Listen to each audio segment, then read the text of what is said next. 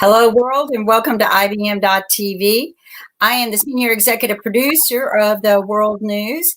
And with me today, I have the senior executive producer of our health channel, which we're going to be launching real soon. So we're no longer talking about COVID-19, but we're talking about the healthy way that we need to start living. Welcome. Namaste, Ankit. Thank you so much.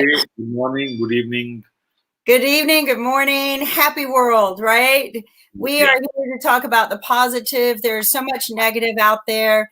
Ankit, you help literally make World News for IBM TV launch, and we're going to carry this on and continue. But you have a mission and a passion, and I want you to share it with the world, what you're doing with the Health Channel. So we are trying to create a platform online where we are trying to get everyone on board and discussing about the health across the globe and what we can do, the best practice of the health. And I think with WHO, we need to help WHO with a lot of other ways by making our world more healthy rather than, making a difference between the powers and all. And also, we need to spend a lot of more money on health rather than the defense thing. So whatever the best way we can do to make our world healthy and we can build a good healthy world, because we still think that the world is very beautiful, but because of some viruses, we are not able to cope up right now. So we have to be united ourselves and make things positive so that our future generation will have a healthy green world. I would like to invite one of our board members, Willie. So Willie just joined from Australia. Hi, Willie. Good evening. How are you? Good evening. Namaste. Good evening. Good morning. In Willie's world, it's both. You know, it's kind of like when you should be sleeping, it's 1 o'clock. Willie, we missed you so much yesterday. How are you doing? I'm good. Yesterday was a long, hard day for me. And the alarm went. I don't know. I just had no recollection of the alarm going. And the next thing I knew, it was like 5:30. I said, wow, where did it go? It was a long day yesterday. Sorry, I'm sorry. No, don't be sorry. We understand, because we're all in this together. We all get worn down. We get tired. We get preoccupied with other things that we're doing, because like you and I talked the other day, you run another business that you're going to be wrapping up and starting a new one. Yes. And some of the things that you missed in some of our conversations is some great doctors were on yesterday giving us some great solutions. But we're also talking about, we need to address COVID-19, but we need to start talking about positive, healthy, moving forward, like you and I were talking the other day. Ankit's got the health channel. He's going to be running with that. You and I discussed that you're going to be running with a startup entrepreneur. Absolutely. Yes. I'm really looking forward to meet somebody holy. Yes. And it's going to be your time frame. But Willie, share with the world a little bit about what you're doing in the startup world, and your passion for this. And go ahead.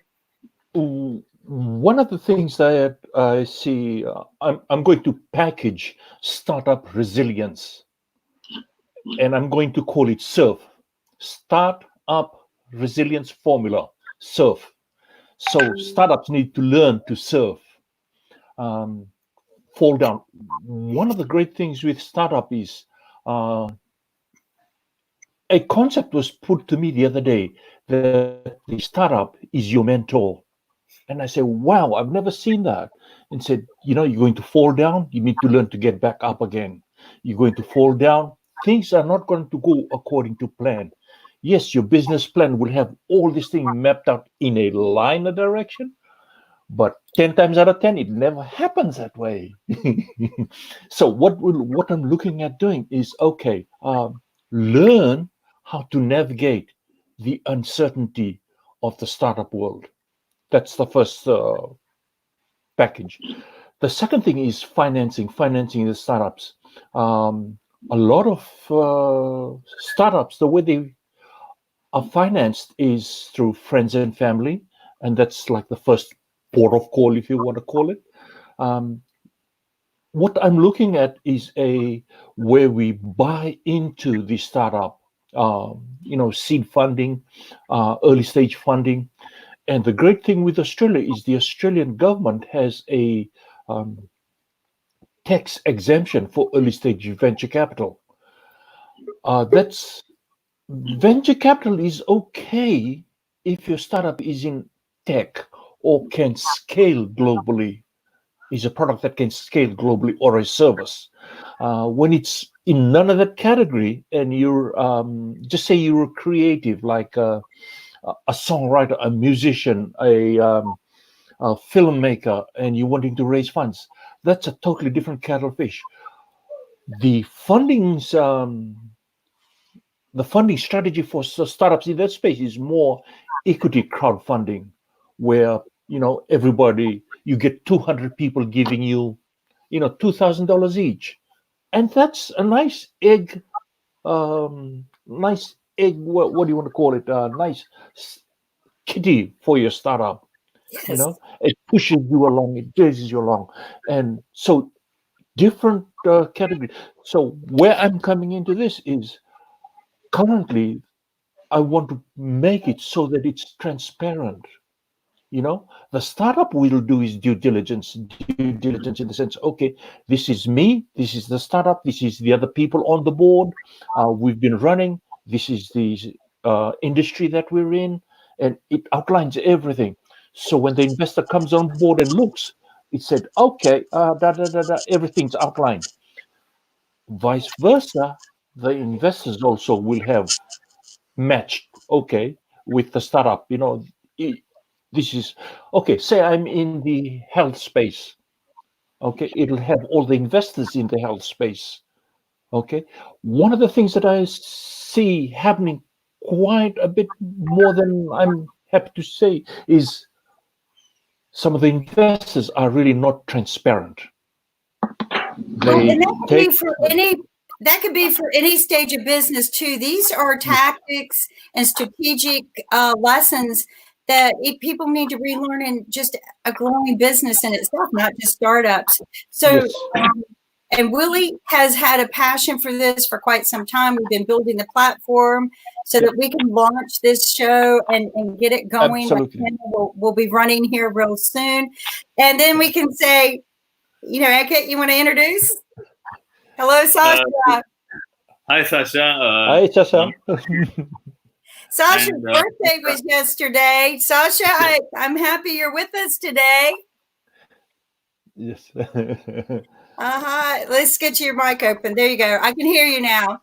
Oh, I'm happy too, and thank you very much to everybody who congratulated me yesterday. I had a lot of stuff on Facebook, emails, just name it. So another year starts today, at least for me. Yeah. Interestingly enough, I was listening today to Paul Tudor Jones.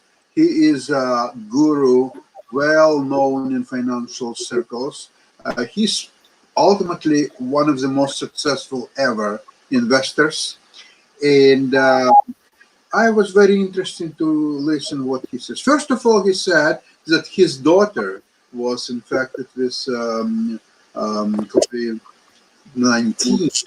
She's recovering now, but still, so he knows personally what it is. On the other hand, he's saying that there were studies about Great Depression of 1929 to actually it's lasted almost until middle of Second World War, believe it or not. That's how severe it was. But the study was about the human sufferings, not financial, the real sufferings. There were so many people dying because of malnutrition, because of hunger, because of crimes, because of just name it. There are a lot of reasons why people were suffering.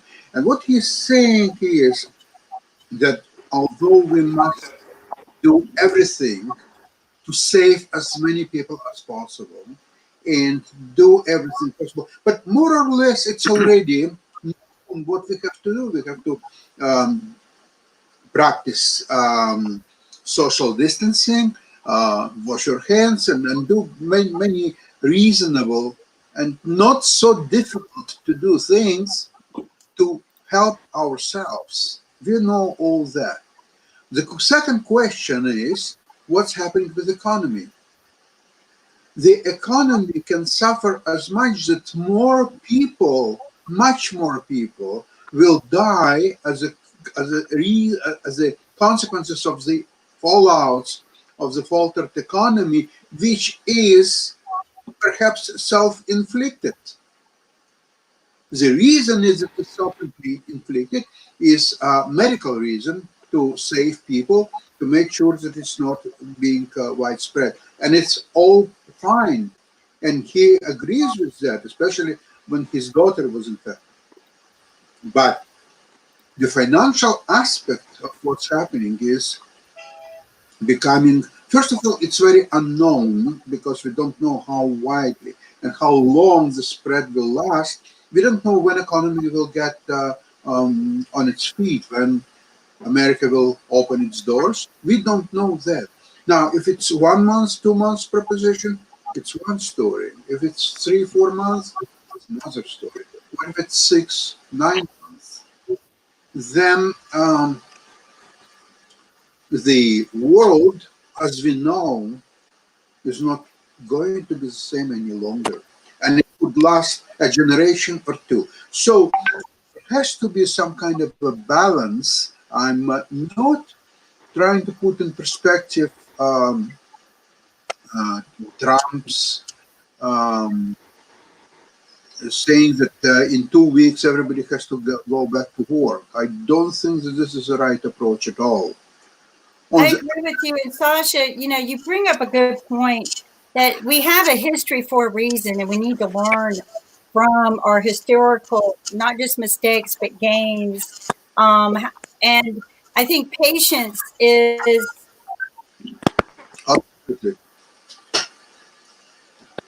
absolutely patience, to stay cool.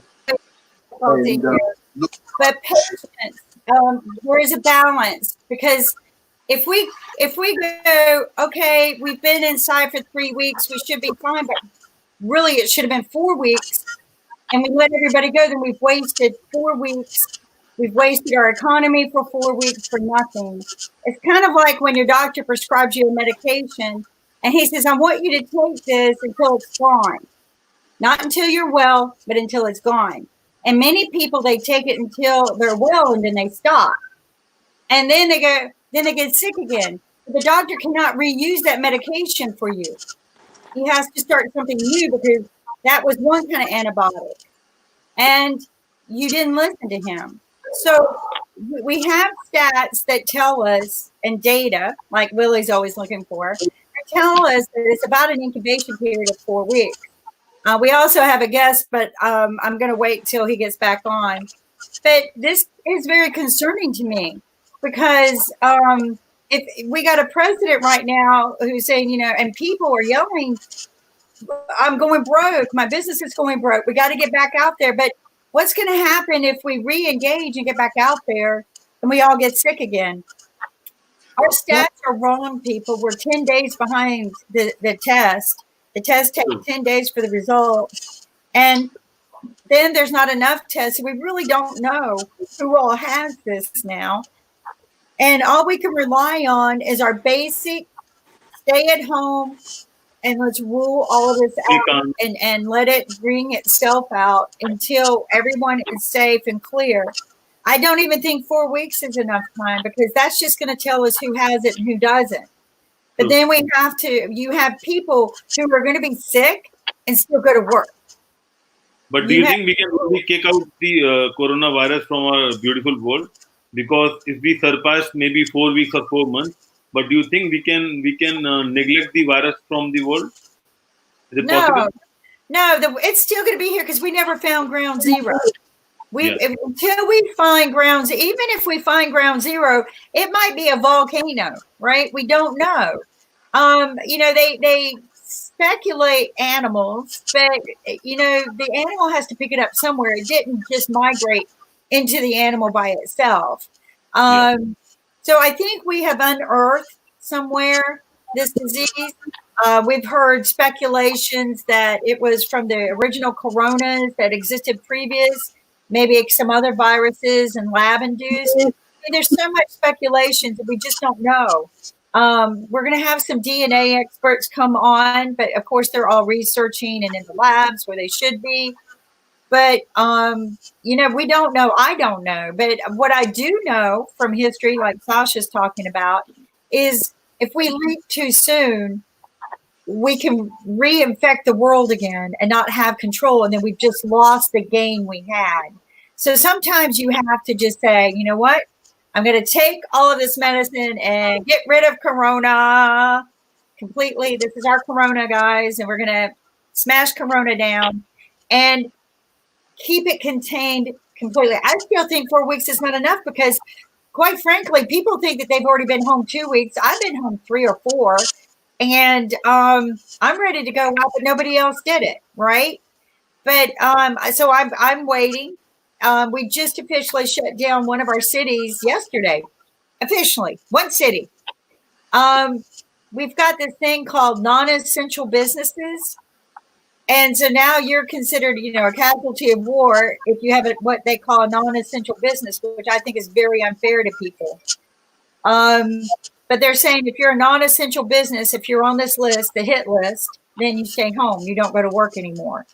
So the government is deciding who's essential, who's not. Like non-essential is hair, makeup, mostly women things. We're non-essential. Nails. Shopping stores, but they consider food like groceries, not so much restaurants, medicine, doctors, pharmaceuticals. Those are essential. Of course they are. I think government should take an official stand. If they're asking us to cut a paycheck, they should cut theirs. Until this is cured, I think they shouldn't be receiving a check either. I think that once it's cured, we all get our checks back just like they are. But and I think they would work harder for a solution and think smarter, and then if we get reinfected, then their checks are cut again, because this is the only way we're going to get the job done, and we're going to make them work together. My father used to say when us kids fought each other, I'll give you an equal reason to fight something else, to join together. And right now we're not joining together. We're still fighting each other here in America. So please don't look to us for an answer right now, because we're still fighting here.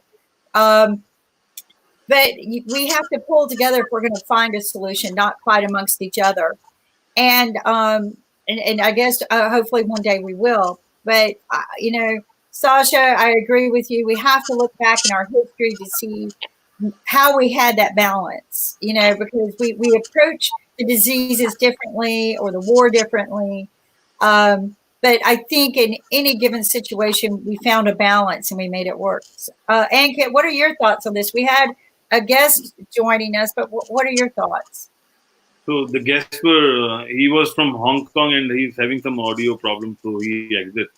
And I think so. I mean, we have to look beyond the profits, because we as humans still have a good strength, and we have tremendous amount of spirit as a human being, and we are still one of the prominent pieces in the world. So I think we can rebuild the world at any point of time, but there is no point, or maybe we don't have any I mean, we can't make anyone's life in danger right now. I mean, so if we can save a lot of lives, and then we can rebuild anything, because whatever we have built so far, that is all done by humans.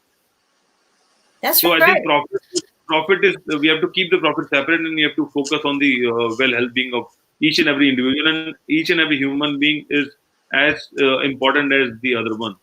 And this is the time to reset your life, reset your world, reset your environment, give back something to the nature, and do a lot of things which you are not doing right now, because we are trying to teach a lot of good things to our kids, but we are not following all the things.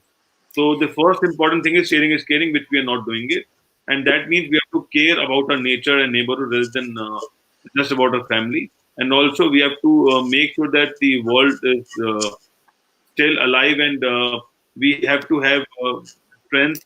We have to make sure that we have unity. We have to fight this situation with the courage, and we have to follow a lot of strict practices and lifestyle to make sure that corona will never happen to us. And That it's is what not just corona. We need to learn to deal with any crisis in the same manner. You know, Yeah. we had a lot of doctors on yesterday. I wish we could have divided them up and have some today, and I'm sure we'll get them all back on again. But we heard a lot of similar things from around the world. We got to build our immune system up. Use this time to pray, right? And to reestablish our spiritual happiness and healthiness, detox our bodies. Fasting is not a bad thing, but you don't want to overdo it while you're building your immunity. Because, you know, if you starve your body, sometimes germs can go in and attack. We also talked about the importance of, yes, they have seemed to think that they found some cures, some medications that are a result of recovering the patients from this disease. But people, whatever terms you hear or whatever medicine you hear it is, don't self-treat. Don't take this on your own because you can die. These are very dangerous chemical compounds. Don't take these without your doctor's help and assistance. Call your doctor if you think you're sick. Stay at home. Use your phone. Yeah. We don't want to infect our doctors. But, you know, utilize the medical industry to treat you. And if you can't, and Ankit could not have said this any better, if you're having a hard time getting a hold of a doctor, email us. We'll help you. We're here. We're here. We're not like the World Health Line, but I guess we are now. But we're here if you need help. You're not alone. I had a young man reach out to me on Facebook yesterday. He felt all alone. He was just, you know, a young kid. On his own. I think he's in India. And, you know, he said, you know, I don't have anyone. And he plays chess. He was looking to me to play chess with him. Okay. Sasha, I don't play chess. So Sasha does, but maybe we can get some chess things going online. I'm trying to, you know, put him into a chess group so that, you know, he can make some friends in the chess world. But I realize, you know, people are reaching out on Facebook for somebody to talk to because they feel alone. You know, even people in the old folks home, the elderly care, you know, the hospitals, they're not getting visitors. I had a friend reach out to me. God love her. My heart broke. You know, I'm all alone. I have no visitors. You know, and it's hard to heal when you don't feel love, right? So, you know, we want to learn to find some inner peace, find yourself again. And, you know, people kind of try to find the blessing in this. I hate doing this. Unfortunately, so many people have died. But every day we probably go to work and we go, hey, I wish I could stay home. And maybe if we all believe in a God, like a few of the doctors have said yesterday, you know, they believe in God. And I think, you know, we all have our God. But we all have a powerful being in our lives, and that's good because it teaches us respect. I think we all kind of were given the same message. You know, he's given us an opportunity, one, to become more humble and back to our grounding. But also he gave us an answer to our prayer, maybe. Yeah. Stay home. This is one way we could do it. You know, in our Bible studies, when he, you know, the fury of God was to flood the world or to bring a plague onto the world. And, you know, people keep bringing up these Bible stories. But the Bible stories, you know, if you believe them, and which was one of the books I've read in my lifetime many times at Bible school, is God said he wasn't going to do that to us anymore, right? Sometimes I think man does things to himself. I also think this is healing nature. You know, we've been asking for an answer to global warming. I hear that the skies are getting clearer in LA because nobody's driving. I hear that India's got cleaner air because nobody's driving. Right, guys? Well, True.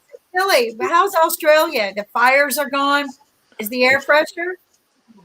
Fires are gone. The place is much cleaner. Seriously.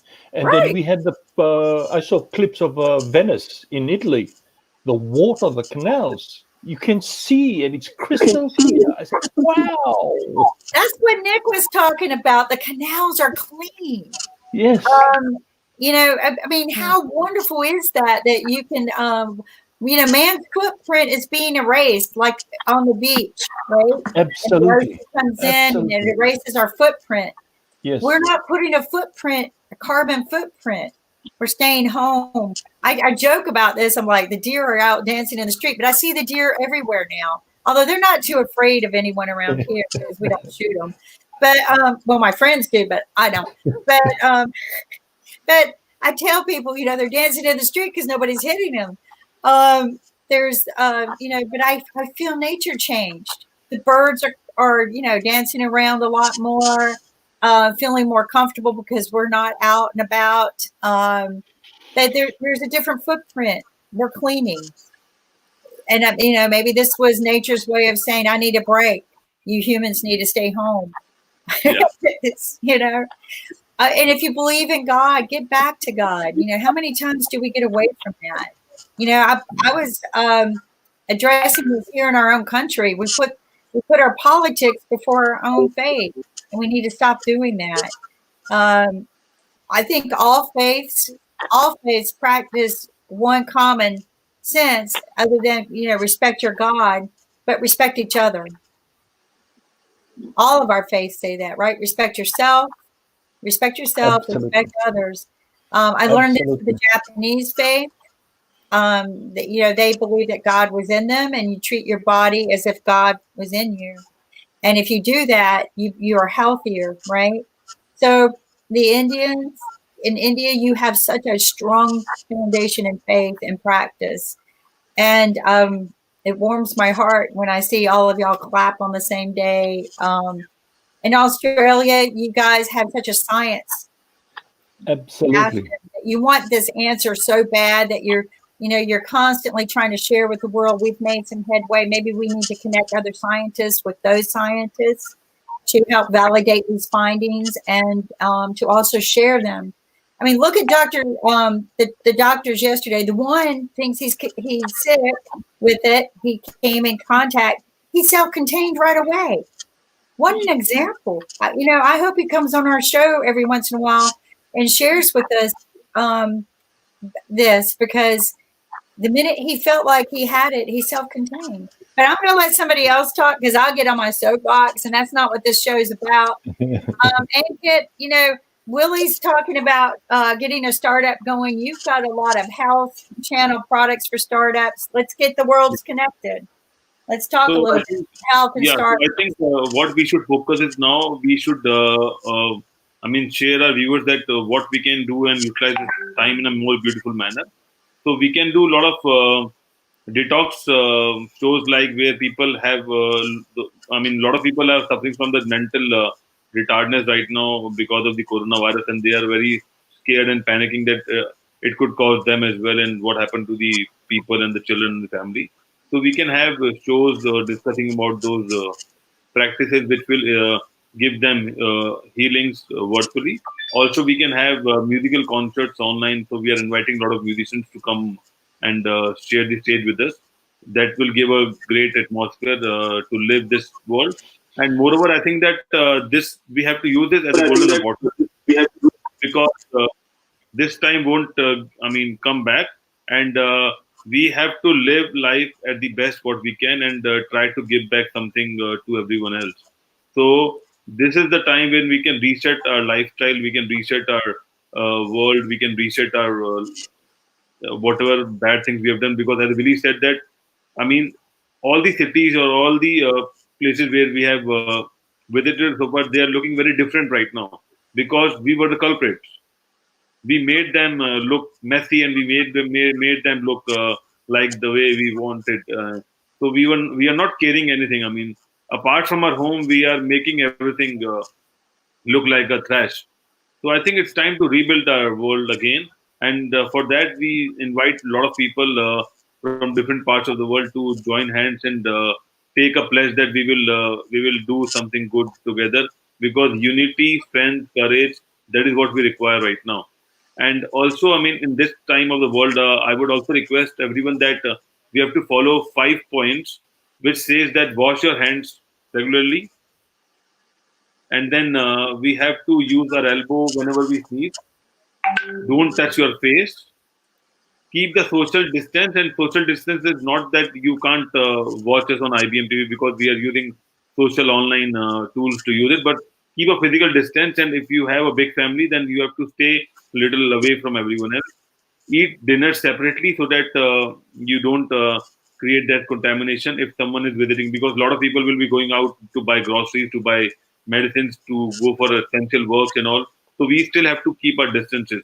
I know a lot of doctors, when they when they reach home after a long double journey, double shift, curing the people, so they don't meet their family members directly. So they isolate them for a couple of hours. They watch themselves. They take a bath. They do whatever the best they can do, and then they meet the family members, because they don't want the anything could spread to the members, especially the children. And then lastly, we have to watch our feelings, because if we are not well, we have to watch ourselves, and then we can watch others. Likewise, I mean, everyone have been traveling to the air flight. So whenever the flight starts, the message is always that first of all you have to keep oxygen to ourselves, then only you can give oxygen to others. We can help others. So this is the time when we can detox ourselves. We can create more immunity about ourselves. We can strengthen and create more power, and then only we can give power back to the other people. And I always remember what Willie said, that we can get a lot of power by touching the tree. And I am looking for to plant a lot of trees right now, and that's what we can gain, because we are not doing anything with the earth. We might be doing socializing while hugging or while kissing or while shaking hands or while doing namaste, but we are not doing anything for the earthy what we can do. In India, we call our earth as Mother Earth. So if our earth is our mother, but I don't think so, we are giving back something to our Mother Earth, and I think this is the time what we can do. And also, I would request that we have to use as much natural things as we can, because we are basically dependent on a lot of artificial things on daily basis, and this is not the right way to do it. And also, we have people from across the world discussing a lot of best practices, but we are not following those practices. And everyone has their ancient story that our mother or grandmother or great grandmother have used to do something which might be good because they live a long life. But today, if we talk about the lifespan, it's around 70 years in India and maybe much more than in US. So we are not doing right things. That's why we are having so much of trouble. And by God's grace, we are in a digital era where we can talk and see each other. But if something happened maybe 100 years ago in Spain, the Spanish flu, people don't know how to talk because they don't know what's going on and how they can survive. So that's why we have a lot of people killed so far. But the best part or the positives are that we are still human being and we still have feelings and we can share our feelings. And that is what we have to do and take care of our healthy world. Ankit, you could not have said that better. I mean, and to kick off with the 5 basics of what we need to practice. And for the people in the world who don't know what to do while they're at home, chess is a great game to learn. I'm going to share my experience with the chess world, 2 things that I know, but it's very inexpensive to learn. It expands the brain. It makes you think ahead. There's some great tools online to learn how to play. But let me share something with you. In my journey into the media world, I was an engineer for 30 plus years. And as I entered this world, it was a talk show for financial fitness with Nick Palaveda. And we were interviewing the world's most famous people, richest people, millionaires and billionaires. And one of the common denominators, well, there's 2 common denominators I recognize, but one of them was they all played chess. I'm like, oh my God, what a selling tool for chess. Think about it, right? You've got these millionaires, and then they all don't still play chess. Some do. They enjoy the game, but they're playing chess. Kim, a couple of months ago, I played Peter Thiel on chess.com. Oh, wow. Yeah, and believe it or not, I lost my game. Oh, It's very good. I don't believe it. I Yes. really don't believe it. You're really good. No, he's a master level player. He knows Gary Kasparov actually, and they spend a lot of time together. So obviously, that's a big part of his ambitions to Well, play. Richard Branson is a big chess player. He has all these chess tournaments going on that I've seen photos of when people go to visit his island. So you've got all of these millionaires and billionaires that play chess. I think it's because it stretches your mind and makes your mind work and think. You know, three. You always say think 3 moves ahead. Which way is it going? Well, that's a lot of spreading right there. And the other factor is, and then what kind of separates a millionaire from a billionaire that I've noticed, but not always, is millionaires and billionaires, they dress nice. But the billionaires, whenever they came on our show, were always not just in a suit, but they had a tie.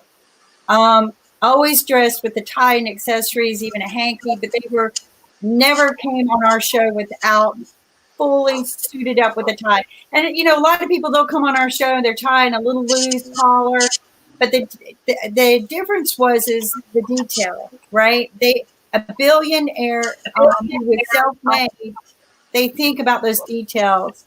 They don't want you to see a dented can. They want you to see a fine-tuned, everything there. But chess is a big thing. I think the other thing I learned about chess is they claim that you burn up 6,000 calories playing in chess tournaments, which I'm like, wow, that's a reason to play. But from what I heard, it's because it's so stressful in the mind, and you're thinking so hard, you're burning all of that energy. So just pushing that pawn, you're pushing thousands of calories. But Sasha has a passion, and he wants to start something that's kind of like a startup, but they're already kind of doing it. Sasha, you want to share with us the project that we're working on? Sure. That we want to grow now that we're going to get out of this COVID and start thinking about positive. Absolutely. First of all, I want to elaborate on what you just said, that there are a lot of celebrities in the present and in the past played chess and loved the game. First of all, it's Benjamin Franklin. It's Humphrey Bogart. There are many more names. But 2 interesting things I'd like to share with you about chess, very peculiar things. Number 1, I played with my wife throughout our life, probably well over 15,000 blitz games, 5 minutes each. Believe it or not, we know each other so well. We know what openings we are playing. The games are never the same. They can be 5, 6, 8 moves that we already played before, and then it deviates into something else. So you can play all your life, as many games as you want. You'll never be bored because the games are always different. Second very interesting aspect of the game is that unlike all kinds of games, like card games, when it depends on the card distribution, and some people have better cards than others, in chess, the position is always the same for both players, black and white. Number 2, both players can see the board. So everything is transparent, it's in the open. It's not that you can somehow cheat in the game and so on. Both players see the same and have access to the same information throughout the entire. Have you ever thought about that? No, I haven't. Yeah, that's very interesting aspect of the game. Now, because chess, unlike any other sport or game, so well suited for the internet. And we've developed a new site by the name chessstars.com. Now, in many respects, it has all features that other sites have, except one novelty. What we prepared is that people can actually predict the moves before these moves are being actually made on the board. So if you're watching online a game between 2 say, two grandmasters, for example. So let's see, it's a White's move. So White's clock is ticking and he's thinking about his move. The online watchers, they're watching the games, they're listening to expert commentaries, and they see the very strong engine, Stockfish, first top three moves. So you have a lot of information to make intelligent prediction what move most likely will be made, and you can enter that move. Interestingly enough, to really figure out who is the real winner, we made also the graduation points of each prediction. You can put so-called crowns, 5 crowns on each move, 25 or 100. So obviously, the more crowns you put, the more chance you can win. And that's what, at the end of the day, determines the winner of the contest. We call these games, when you predict the contest. So this is a very fair activity. There is impossible to cheat. Unlike when you play online, there are a lot of people who are using engine, and this way they can cheat. Now here, no engine will help you to predict the move, even the strongest engine. In fact, once we will get going, I would like to invite the strongest chess program, Alpha Zero, developed by Google, to participate in our contest right here on IBM TV and see whether it will be as successful in predicting the moves as it is in playing chess. So that could be a very interesting proposition. And you know, Ankit, I want to share with you a little bit because you are part of the health channel, and that is your passion. But researchers over the years found that it, you know, helps with people who have focus problems. But they've also been using it for people who have dyslexia and helping people, the eye and hand coordination, focus. And they've actually said that it helps with dyslexia. Now, I had dyslexia. It was in both eyes as a child. And we used tools to train the eye that would give you a headache. But it was all about retraining the eye and hand. Everything we did was making your eye think with your hand. And so I thought this was interesting that many doctors today are using chess as a tool for dyslexic patients. So this is something that could be talked about in the health channel as well, right? Yeah. And then we started as a startup. We've got Willie, you know, getting that startup going. So these are things, and Sasha, you know, I love chess stars. Of course, it has nothing to do with the name, does it, Sasha? Sasha Star, chess star. But, you know, Sasha has a good idea with the chess game. I've been very eager to get it started, but timing's everything. And also having time to do it right. I didn't want to just dive in and work with him and not have the time to execute it properly. Like Ankit and I have learned, sometimes when you dive into things, you got to just do it and get it done. But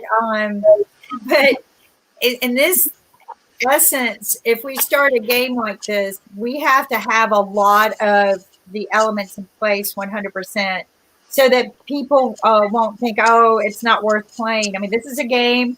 You know, games online are very, that's how the bandwidth got built, right?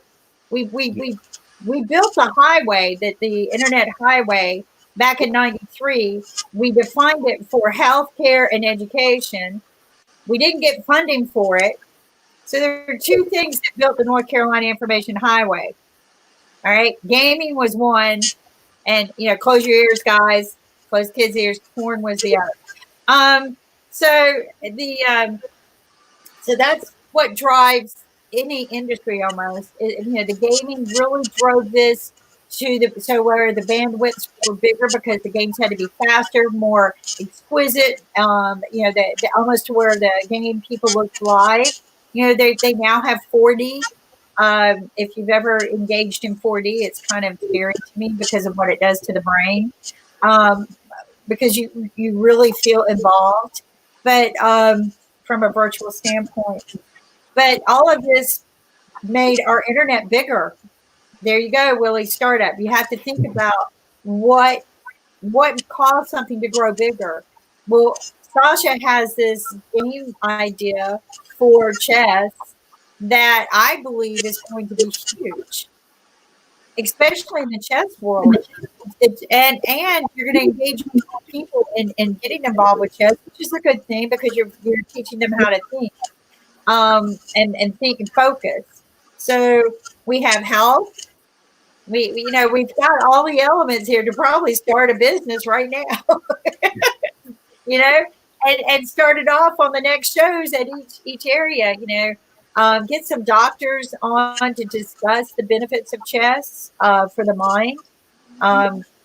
We learned that this game is being used to rehab prisoners, right? To rehabilitate prisoners. They have found actually they're lessening time for prisoners if they engage in the experiment. Of course, I hope. But let's talk a little bit more. How did you see in moving this into a health channel and health talk? One of the things we're winding down at work, and so a lot of the conversations I'm having with some of the people coming in and around work is, oh, what are you doing after this? And they have this, or you're supposed to be in a sad state because this contract is closing. So the contract is closing and they're moving the whole project into another state. And in that space, they expecting you to look sad because the contract's closing. And I said, oh, no. And the only other place where somebody was saying, wow, that's great, was when I brought up the concept of prisoners and using startup to rehabilitate prisoners. And then you see their face light up again and said, wow, I never thought of that. And then Elliot, one of the other guys on this show, is talking about using chess as a transformation for inmates in prison and how they can rehabilitate themselves, being mentally stronger, because to play good quality chess, you need to be mentally strong, mentally tough. And that's the other thing that I found with this. So chess and startup, you need an inner resilience if you want, so that you can pick yourself up. You fall down, you pick yourself up, and rely not on others, but on yourself to do that for you, because there is no others that you can sort of go to and help. Oh, help me. The moment you do that, you're in victim mode. You will always be a victim. But if you do your own resilience, you get up, fall down, you get up, fall down, you get up. I found that really amazing. The inner resilience that you build, and chess builds that. Startup builds that. Yeah, I think we're onto a good thing. Agreed.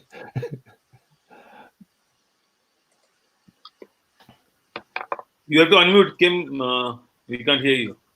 I shut my mic off because sometimes I feel like when there's too much there, it eats up the bandwidth and it's hard to hear people. Yeah.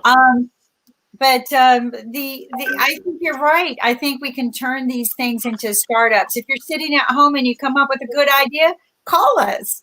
And let's get it forwarded over to the startup world that we're going to be doing. These things take time to build. These are not easy to do overnight. If you watch some of our TV shows about some of the world's most influential people who became success, it wasn't overnight. There's a whole book behind that cover. We all think, wow, Google, they made billions overnight. No. They started out building their system on bread racks, and they, they learned the essence of disposable real quick. It's cheaper to throw the hard drive away and put another one up there. Don't waste our time troubleshooting. Don't waste our money hiring people to fix it. I think eventually maybe they found somebody they could ship these hard drives to, and they would repair them and bring them back. But they were the essence of growing a huge bandwidth, resources for something that has become a big word in our dictionary. You know, we Google how many times a day. We're Googling, so it's a verb, it's a noun. But these guys, they weren't overnight.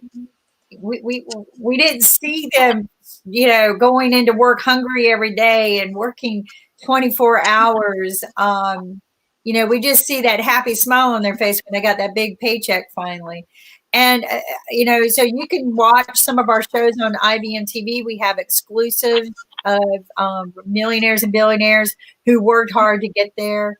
The founder of Napster, you know, he's going to tell you it wasn't a journey, that easy of a journey. And he actually, his first entrepreneurship world engaging into electronics was a chess game.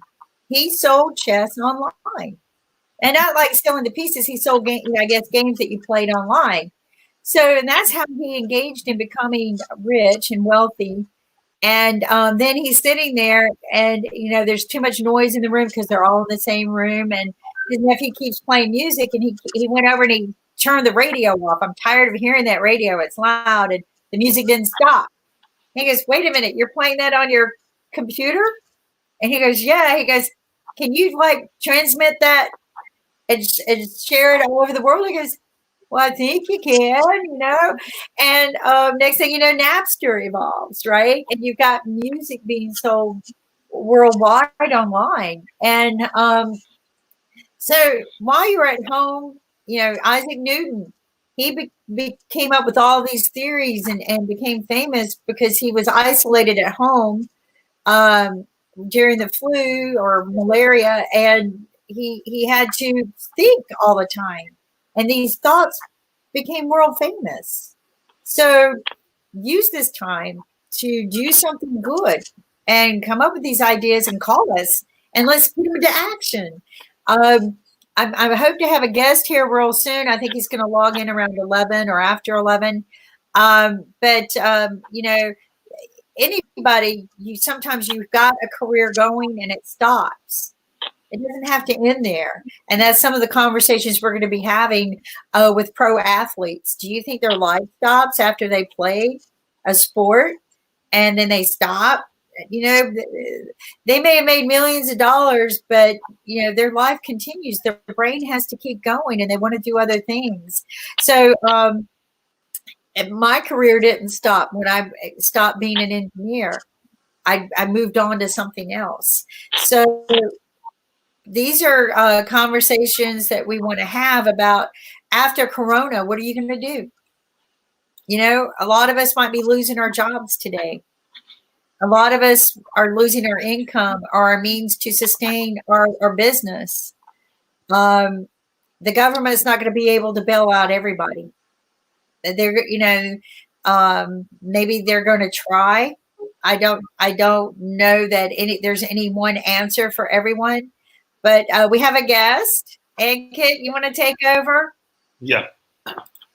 So we have Rakhi with us. She's from Bombay, and she's a trainer at one of the top tech companies in India. Rakhi, can you hear us? Namaste. I think she's trying to connect. So in the meantime, so as Kim said that we have to work on building new world with new businesses, and life after Corona will be tough. And also, I think that there are a lot of opportunities where any of the entrepreneurs can, take part in.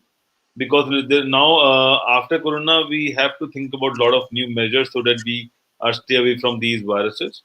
And but I just wanted to ask a basic question with Kim that we are the humans who have created the world.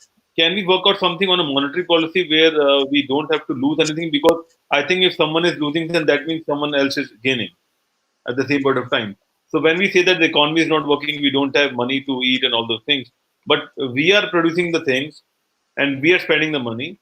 So why we can't work it out or truncate this period of 3 to 9 months maybe, and then reestablish ourselves and let because I was reading on one of the books that in the whole world there are around 1 to 2% of the people who are billionaires. Okay, and if we divide the currency equally among all the people around the world, that means everyone will get around 7 million in their Oh, wow, account. that would be nice. And our Federal Reserve has a tendency of printing money. But then people who are entrepreneurs and who are smart, after a couple of weeks time, they'll get all the money back because you were tend up buying a lot of items from them only, and that's how they'll get the money. So, I mean, can we work out some plan where we don't have to think about those tough times and rebuild the world in a much more appropriate way? We always talk about global citizens, but I am not sure. I mean, whether we are working towards that plan and I mean, create a more easy survival for everyone else. So, we've got a lot of wheels here that are running. One, you have a global economy, and I wish Nick could come on board because he could explain this way better than anyone I know.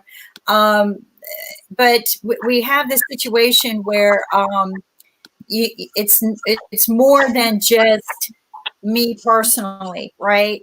And each individual person. And Ankit, you said something, some of us are still spending at home. We have money, but some of us planned for that. We nest egged for that, right? We planned, but there are people who don't. There are people who live paycheck to paycheck, or some people who only had $5 in their pocket when this happened, and that was their last money for food, for a hamburger or whatever. And they were, take for instance, my son. He moved to New York with the intent of having a job by the time he got there, and this was 3 months ago. And it generally takes a while. He saved up to go there, right, and to rebuild and get a job there and everything. But things happened, and then this happened. It generally takes 3 months to get settled when you go there. And now his nest egg will probably be gone, but there's no jobs, right? Not right now. He can't go out and get a job. So he's doing the next best thing he can think of is, well, I'm going to stay here and use my skills here. He homed himself in, and he's doing his stuff now to prepare for when things are over so that he either has something to sell or something to give. But a lot of people, they don't have that. Right? Like you had some money squirreled away, I'm sure. Sasha has been well planned and prepared that if something happened, even people who had all their money invested in stock, many of them were smart enough to diversify. So we can't just think about the fact, why can't we just spend a little bit now or spread the wealth around the world? Because at the end, Ankit, you couldn't hit the nail on the head better. The same people who have the money today will have it again tomorrow. You're absolutely right. They know how to make that money. Warren Buffett, there's no doubt in my mind, he is not affected by this at all, because he learned the secret, right? Yeah. He learned that secret back door. But there are so many people who were invested fully in the stock market, and but we also have our government, and if they're not honest, and if they're only for themselves, that won't work either. And the reason is, it's like they're talking about the stimulus right now, but it's like I tell people, if you read the bills that they make, they're so stuffed with so much self-entitlement from either party that there's no benefit at the end of the day for the people. And it's interesting because not many people read the stimulus. They just listen to what their party says. Oh, we want this. Read it.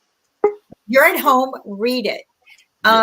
Because at the end of the day, unless you can trust your government to have your back, and the thing is what I'm telling people is trust yourself, right?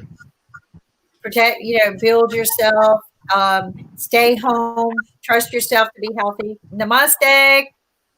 Hello. Hi, Rakhi. Good evening. Hello. Hi, So we have Ankit. Rakhi today on our show, and she's from Bombay, and she's a trainer. She's doing a lot of training for the tech guys. and make them have a bright future in different companies around the world. So, Raki, what do you want to share about it? Yeah, I work for a MNC, a French MNC, and I'm a trainer basically, and I do technology trainings.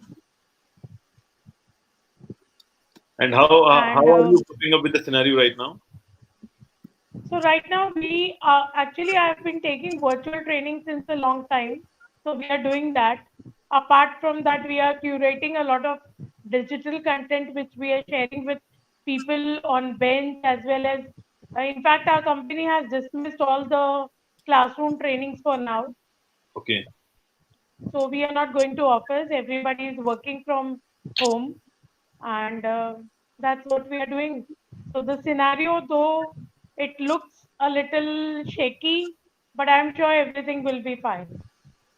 that's a good positive thought. Yeah, But what do you actually, think about right people who now are Are there any panic or tension that what will happen to their career because of the pandemic?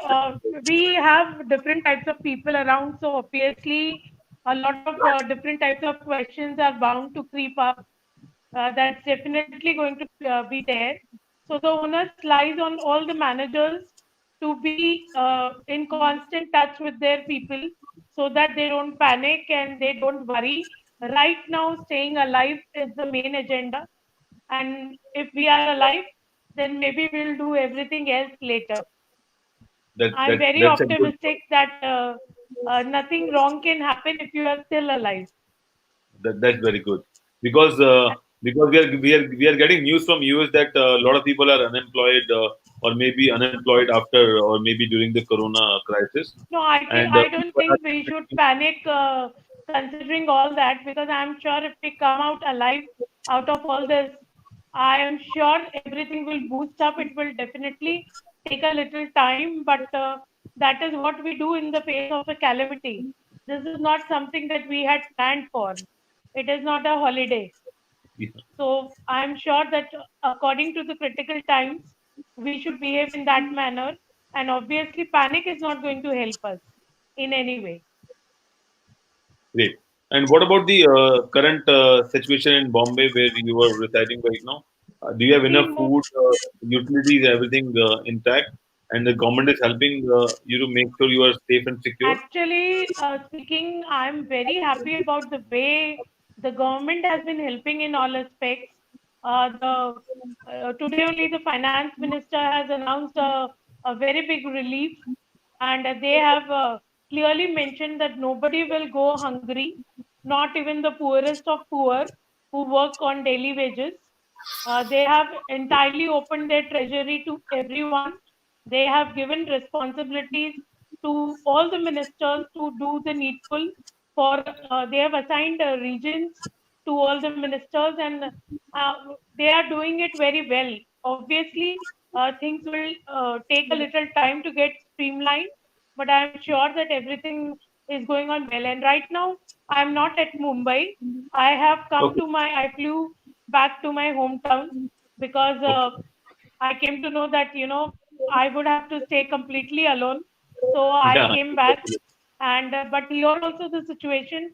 Here we have 6 cases in the state, and okay, the government is taking a lot of caution. People are not allowed to come out of their houses until they are going out for an emergency or for some daily essentials. okay, great. And So I do can you see think that our technical staff or so-called engineers in India they are ready to work for a couple of months or maybe one quarter work from home, and the industry will still survive? I think, Ankit, we don't have a choice. No, I know that we don't. No, I mean, I'm sure people should I'm have. I mean, sure, people. Yeah, yeah. I'm Please sure go ahead. that we will have a few hiccups, and it will take some time to boost a little. But Hmm. yes, I'm sure everything will be fine. We have survived a lot, Ankit, Yeah, in the yeah. past also. So I'm I, sure this we will definitely survive. but right now we are talking about we as a world basically because right now this Yes, pandemic yes. happened. throughout the world. I'm talking And about we the have world to, only. yeah, and we have to Right live now, together. Yeah, in fact, right now we have so many facilities. We know what is a sanitizer. Now, when I yeah, talk about the other calamities, when we talk about the Spanish flu or the plague and so taken many over. other calamities which have happened in the past, we did not have these many facilities. Neither we did have the, the awareness about all this. But right in this current situation, we are so much equipped with so much, so much of knowledge and so much of awareness, which we never had in the past. So we are better equipped in considering that. And would you like to share some of the best practice uh, for our viewers that what we used to do in India for making our immunity better and to use the natural available herbs and plants and seeds what we use to make So right? the best immunity thing that I can always think of is having turmeric with milk at night. Okay, great. So that's what Zaki wants to convey to the whole world that we can have a turmeric latte or a turmeric milk with hot water, and that's a good immunity booster, and Yeah. everyone should follow it. And if there are people who are allergic to milk, you can have a spoonful of turmeric in a hot glass of water and think that it's medicine and just drink it.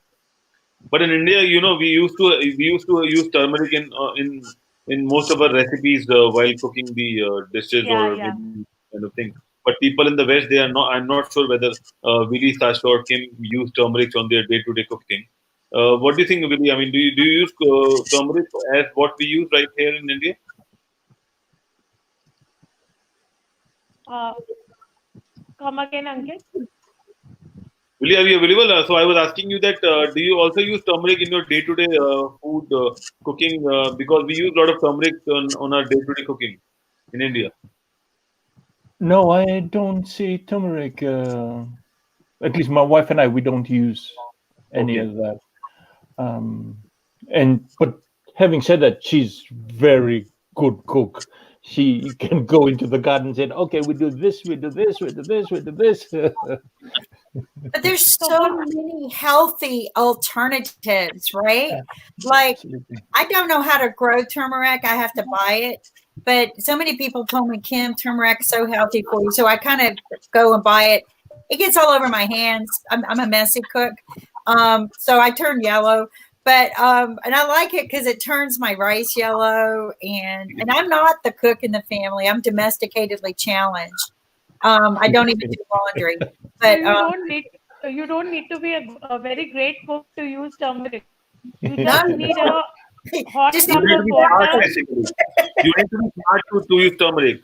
Smartness is more important than the great cook because turmeric can be little bit turmeric can make your food delicious and also you'll get a lot of natural antibiotics using turmeric.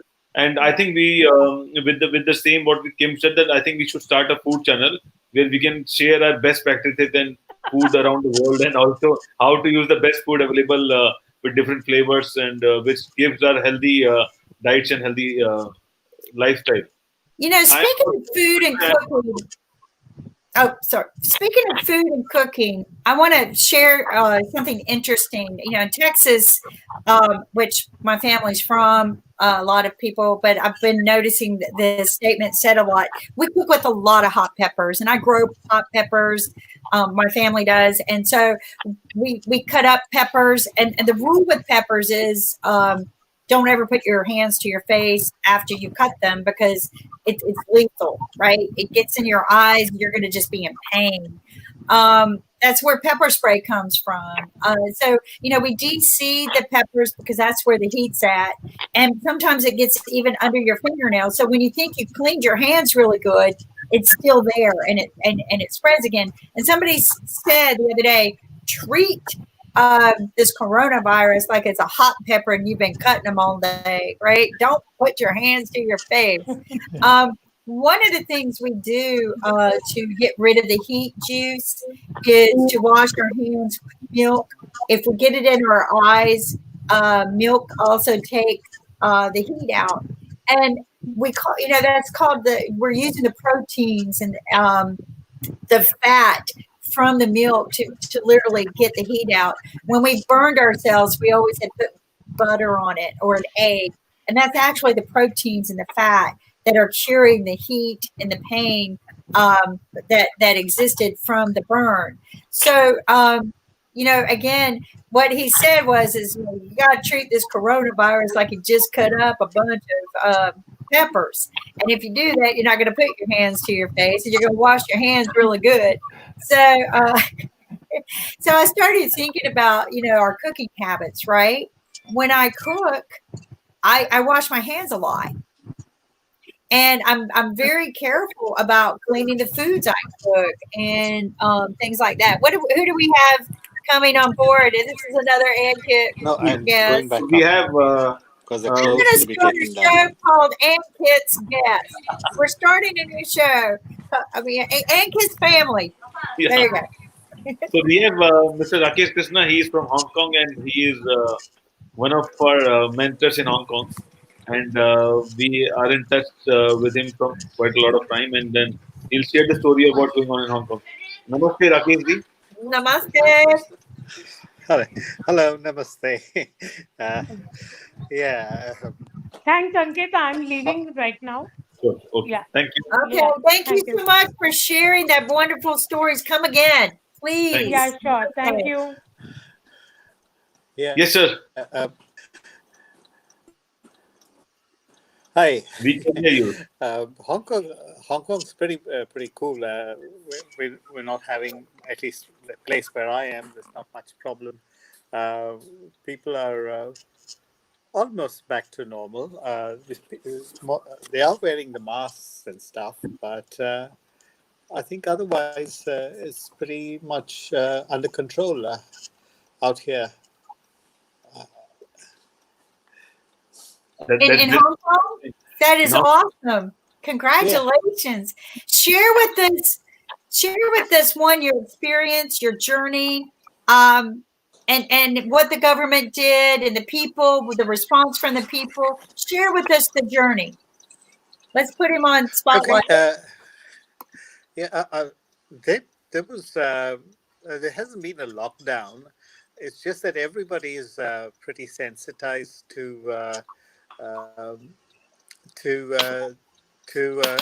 respiratory infections. So I suppose it's the SARS experience. I wasn't there when SARS was there, so I really don't know. But based on how my wife reacts and everybody else has reacted, they're pretty civic-minded. The government hasn't had to do much except restrict the inflows of people who are coming from China, and then some now from other parts of the world where the virus is active. So otherwise, it's pretty cool here. It's they are cautious about the second wave, but I've not really. I live in a bit of a backwood of Hong Kong. So I'm not sure that I can speak for people who live in Kowloon and the heart of the city on Hong Kong Island, but in new territories, it's pretty cool. I used to visit students. I teach English. I used to visit students, but I have a setup for teaching online. And now more people are using online classes, and that works out just simply great for me because that was my original business model. So when I set up this business, the idea was that I didn't want to rent a place when there's virtual space, and that has actually come to fruition now. Almost all my students have shifted online except one, and I think they will also shift in the near future. So for online teaching, I think this is a bonus, this virus. But it's terrible to say that, but that's how it is. Great. And Yeah, please, Kim. Go ahead, Ankit, go ahead. Yeah. So, what kind of suggestions or best practices you want to offer to the world? Because what happened in China and what happened in Hong Kong, because I think Hong Kong had done a good job blocking that virus, and so as Macau and Taiwan. But a lot of happenings going around in Europe, US, and India is completely locked down, and I think it will carry for another month or so. So, what kind of suggestions do you want to share for the Well, viewers?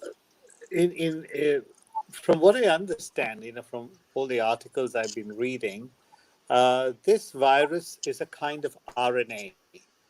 It's ribonucleic. It is a chimera. It's a mix of the virus that was present in bats and the one probably eaten by a pangolin, which then in the wild meat market, that's where it formed a new kind of virus, and it's been so deadly. I think no country can be prepared, and most countries would react pretty much in the way China did. But China, being a communist country, they could exercise a great deal of control. And when they were doing it, most of the world was sort of annoyed with them. But if you see what's happening all over the world, it looks like that's the most effective way of dealing with the problem. Lockdowns, and most countries now are going into lockdown because that seems to be the most effective way to deal with it in the absence of a vaccine. Once a vaccine is developed, then of course the entire scenario changes. But at the moment, social distancing and locking down, not so much as shutting transport and stuff like that, but probably following what Hong Kong, Taiwan, and South Korea did. Testing. South Korea they have pretty strong databases, so they could test. And this, all my information is secondhand. It's just what I read and hear in TV channels and read in the newspaper. So I can't claim to be any kind of expert, but this is what it is. These are the conclusions I seem to arrive at. I can't say that they're valid or anything like that, but yeah. Great. And so, how's life after Corona in Hong Kong? Because we are also looking forward to that life and what kind of precautions or lifestyle changes we require to do on. I think Hong Kong was as such clean, but it's even cleaner now. The roads are a lot cleaner than it used to be, even in the last 7 years that I've been here. And I think that is something that will have to be driven. Cleanliness and avoiding rubbish heaps and things like that. Uh, Wet markets will always be dangerous, uh, for the simple reason that there's so much of um, decay in a wet market. For something like a virus, that's very choice hunting ground. Perhaps it could be a boon for proteins, like tofu and things like that. Or in India, we had this product called Nutri Nuggets, which is again, Yeah. a plant protein based food. So this could Yeah. be. It never quite took off, but I think this would be a good.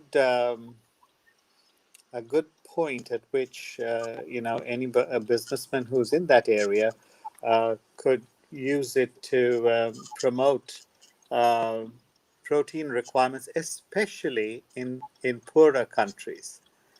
Like for example, I don't know whether India can be qualified as poor, because middle class India is quite rich, Yeah. but rural India it's almost like a schizophrenic country. Rural India is still quite poor, Yeah. and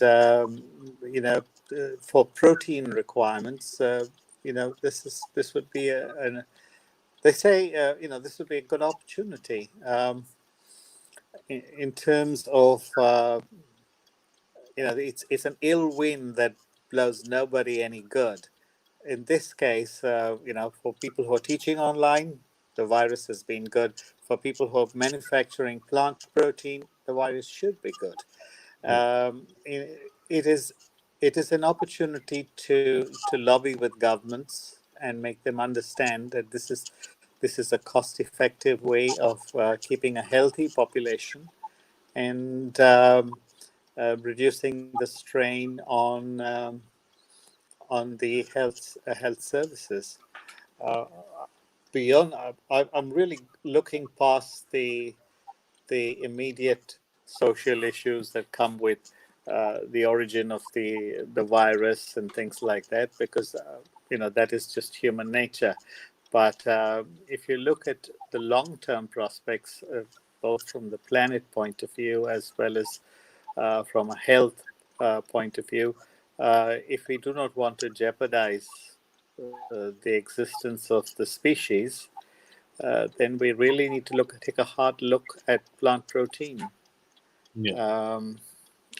That's what I would look at, Yeah. and of course, wildlife and endangered wildlife should not be touched. But even animal protein, otherwise, we might want to relook at the whole thing, because it takes to produce 1 kilo of beef, it takes 1 acre of grass to go. So yeah, if we not that I have anything against beef, because I myself eat beef,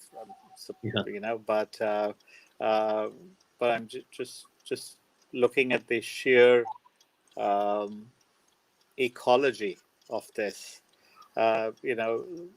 This could be a shot across the bows from nature to mankind. We all agree with what you were saying, and we respect the view.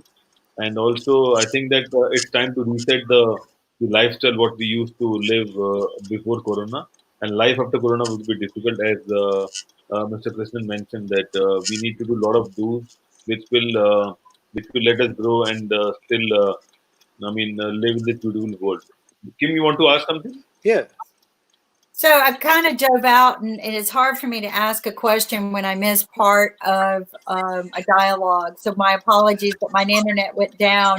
But you bring such great, exciting news, and I am so happy that you joined us, because to hear that you have things under control, knowing that life is going to be moving forward, we don't have to fear anything, right? Facts, no fear. And the fact is that we will overcome this. We just need to be prepared. Are there any things that you've learned, or maybe the people around you that have learned, that you're going to carry forward as a discipline in the future, that maybe this has changed your life or maybe your community? Well, one thing, it's made life more intense, because I'm in a high risk group. I'm diabetic. I have high blood pressure, and so it's made me conscious that I need to get fitter. So I'm walking more than I have a very big terrace, so I walk a lot on the terrace. Much more in a much more disciplined manner than I used to. That's just to boost my immunity. Careful with my foods, and trying to do more cooking at home rather than buying stuff from outside, uh, which is unfortunately something that comes along with city life, especially in Asian cities, when it's so convenient to get food, bring food home. But It is a different community lifestyle than the U.S. It's a fully different. Let me ask you a question. So, and I might have missed this, but like what we learned from Australia, and usually we learn things from them 2 weeks ahead of time. It hits us. Is we would have a run on products. The food would run out. They're having to ration food. Did that happen in your journey? or is that happening where they're having to ration food? Did you run out of certain products, or did y'all just remain calm and just let things happen? Well, the only thing that we did have a run. We did have a run on the infamous toilet paper thing, but uh, but that was funny because it started in Singapore, and then sort of got reflected in Hong Kong. But after, there's a very rich man in Hong Kong called Li Ka-shing, and he got really annoyed that this was happening. So he just imported huge quantities of toilet paper and stuffed up all the, just stuffed it into all the supermarkets. So suddenly people realized that there was a surfeit of it, and there was no need to get, very aggressive about it. So, that's sort of come back to normal. I haven't seen a run on. 1 week there was, the shelves were bare, but after that everything came back to normal. Yeah, so that's good to know. One of the things we learned is that the warehouses, they have the food, it's just delivering it faster than what we're taking it. So they're saying, calm down, it's going to get there. But people feared being locked in their homes for weeks at a time. Some people can't take 3 days. Oh, I've been here 3 days, so that curve's got to drop by now. But what people don't know is that the stats have been 10 days behind. So, because it took 10 days to get the test results, the stats we're hearing today were from tests taken 10 days ago. So, of course, it's going to be worse because these people have touched people. It kept spreading and spreading.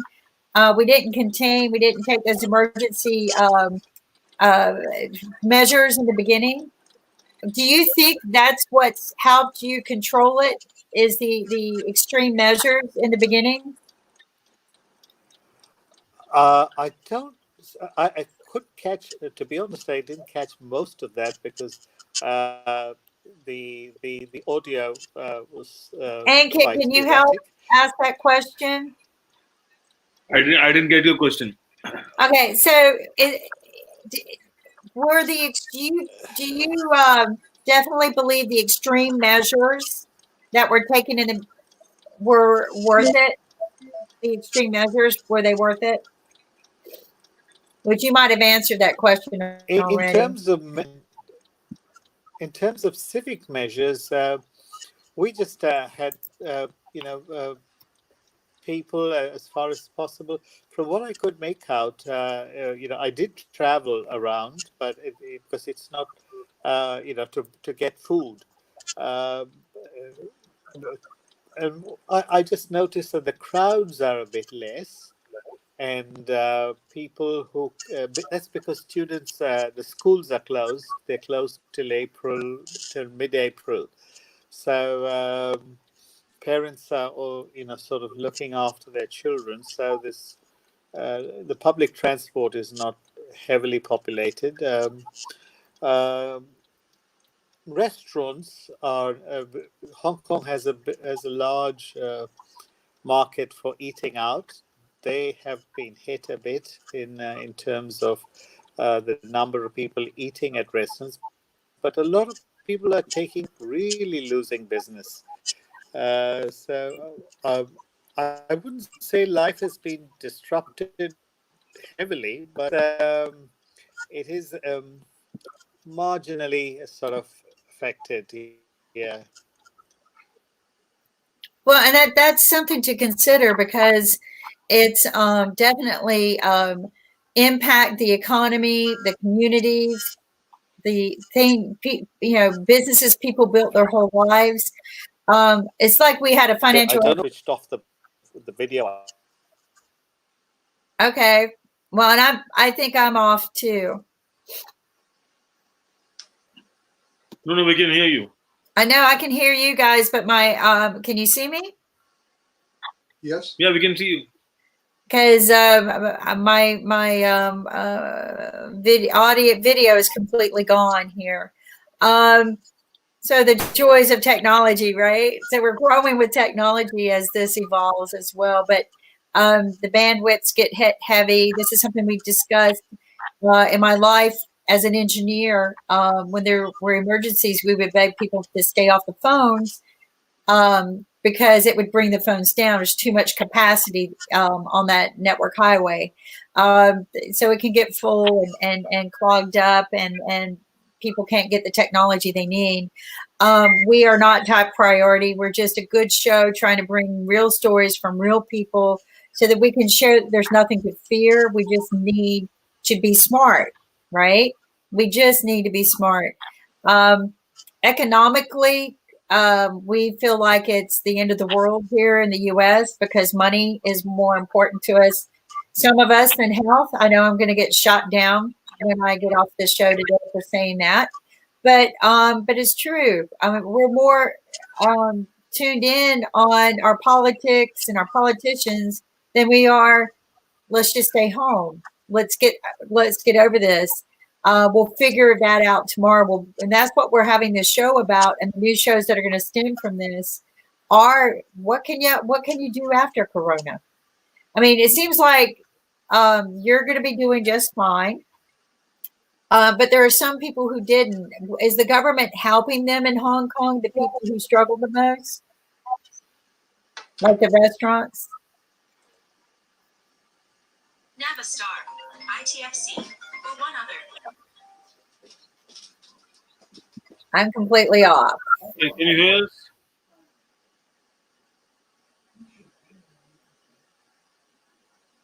Rakeshji, can you hear us? So I think there are some technical difficulties, and some of the guests And are can not. you run the show for a while? I'll be right back. Sure. So what I'll do is I'll share some stats in the meantime. We'll take a break. Hi, I'm back. Okay, I think this is working now. Can you hear me? Yeah. And Sasha's taking a break. We can close that. I was expecting some guests, but maybe they're having technical difficulties. Some days we've got people waiting on the backstage. But the other thing I want to know is, and I might have missed this, how many weeks did you guys have to in Hong Kong? How many weeks was it? How many weeks was the extreme measures to stay home?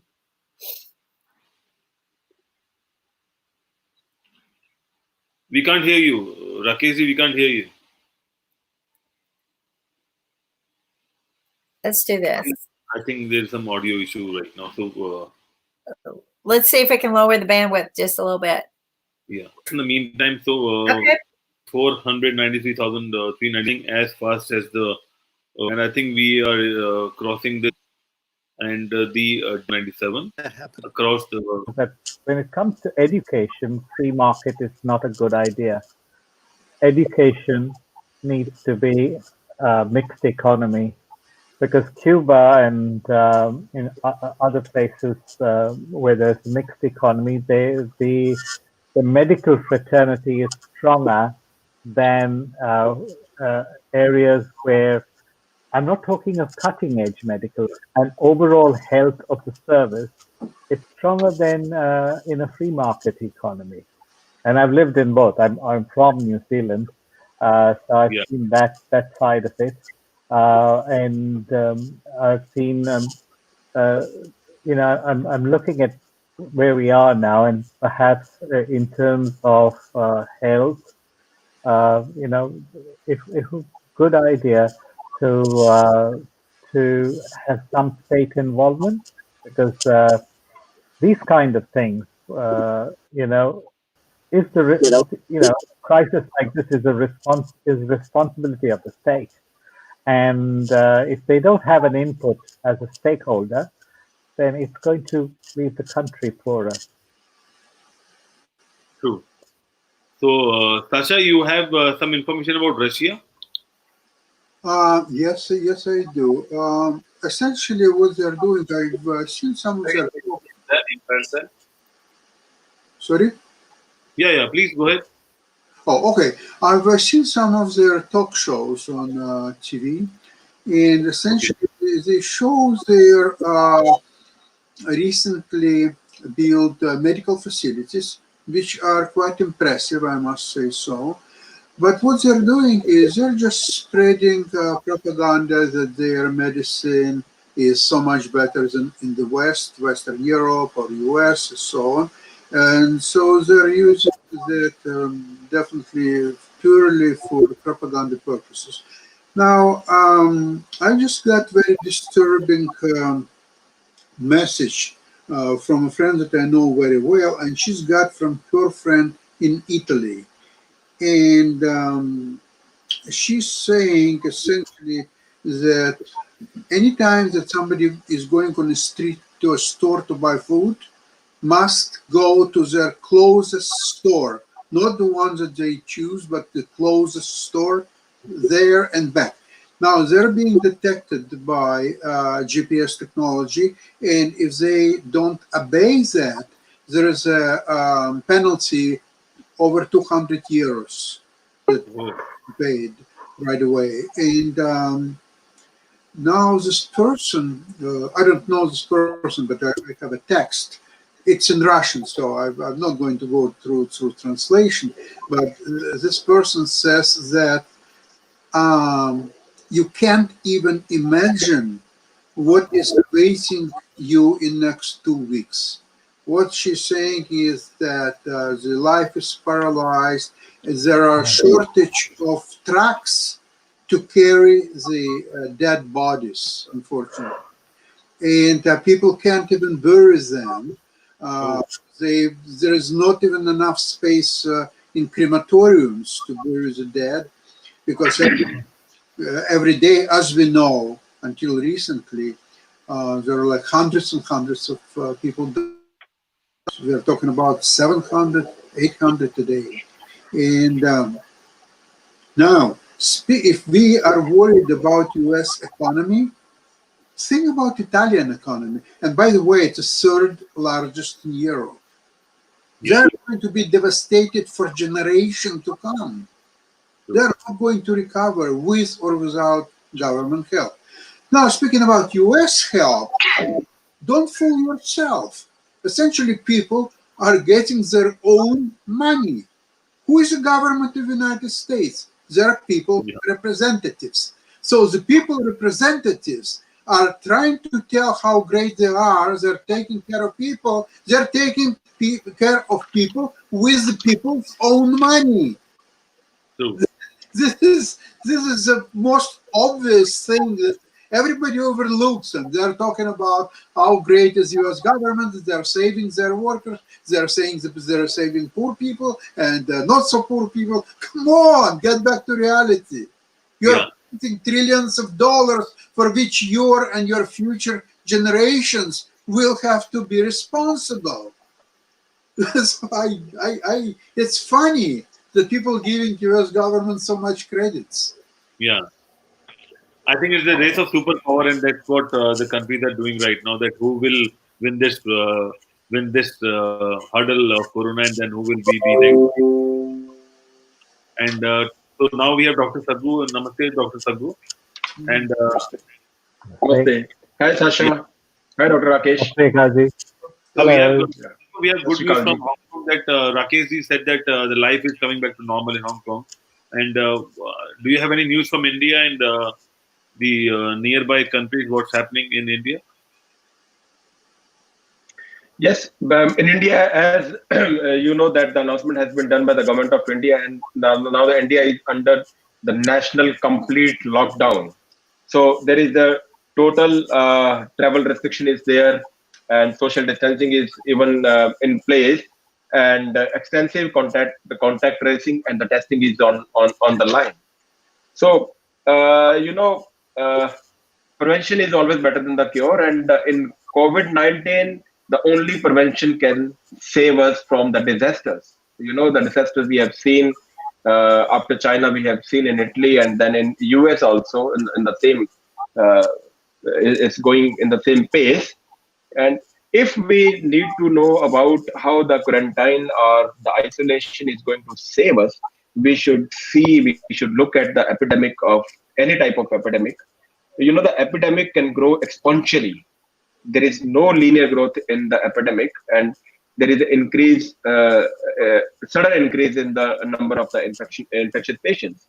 So if we need to understand about the epidemic outbreak, any type of the epidemic outbreak, whether it was swine flu, whether it was SARS or MERS, or whether it is right now in novel COVID-19. So that there are two important things. One is there is a R naught. R naught basically is the number of the people who is being infected by a single positive patient. So that R naught, it is around, we can say I think 0.5 to 4 in cases of the COVID-19, and which was higher than the R naught for the H1N1, that was 1.5.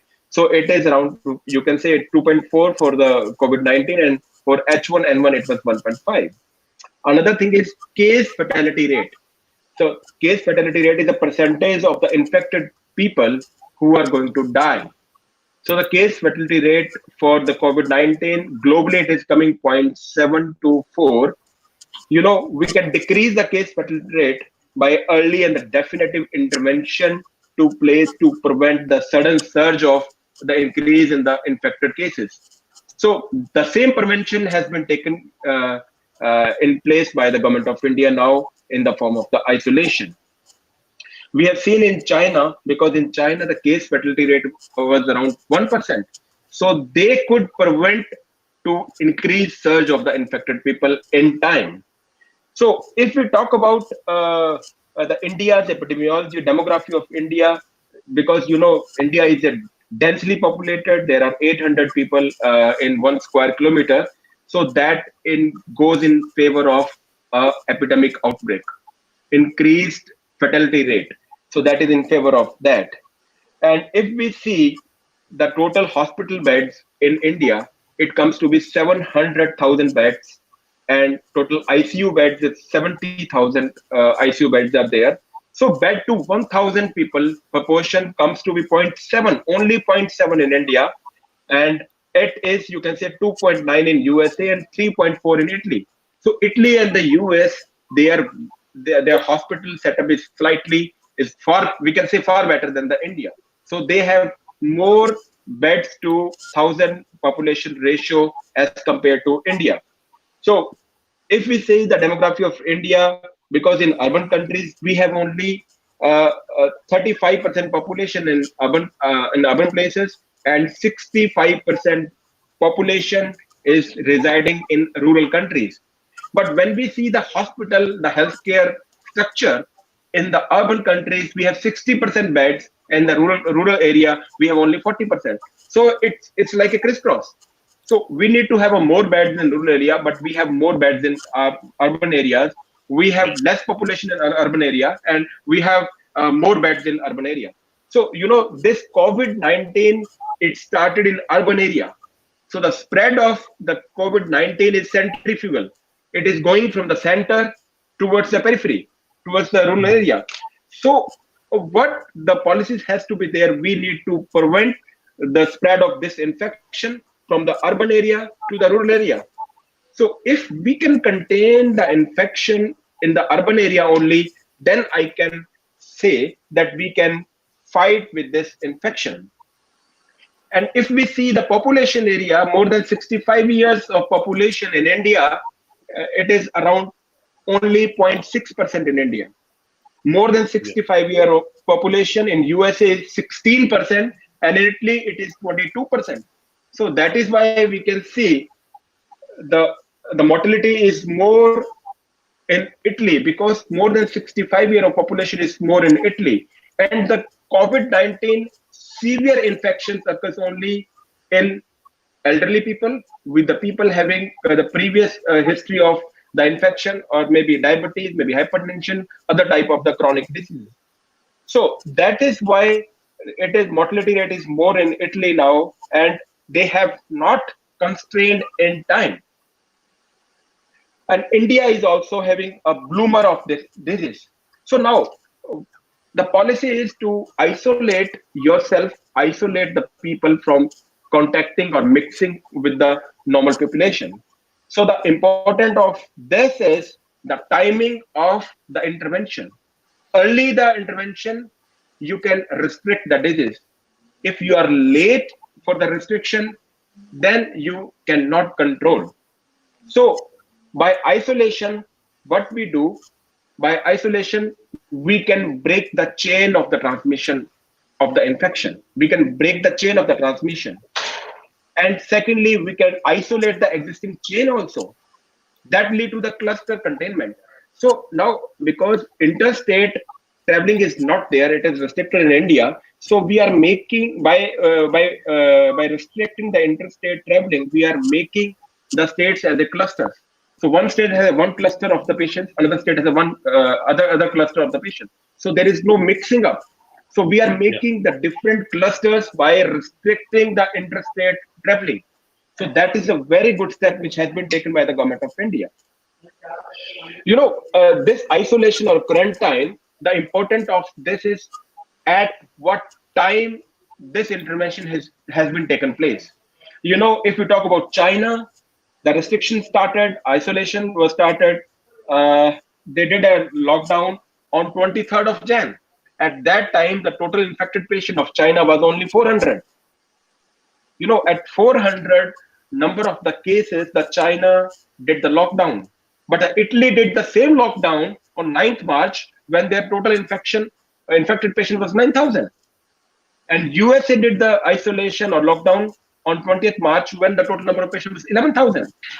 India did partial lockdown on 22nd March.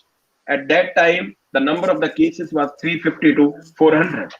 So it is important to restrict or to do the lockdown when the number of patients are on the lower side, because number of the patients, they are the basic chains of the transmission which is existing. Suppose you have done the lockdown at 350, which India did. So at the time of the lockdown, we have 350 chains of the transmission. Say the patient X was infected, was positive, he can infect around 2.6 to 3, 2 to 3 people more. So this is a one chain. And at the time of the lockdown, India has 350 total chains. China has 400 total chains. Italy has 9,000 total chains. And USA had at that time of the lockdown 11,000 of the existing chain.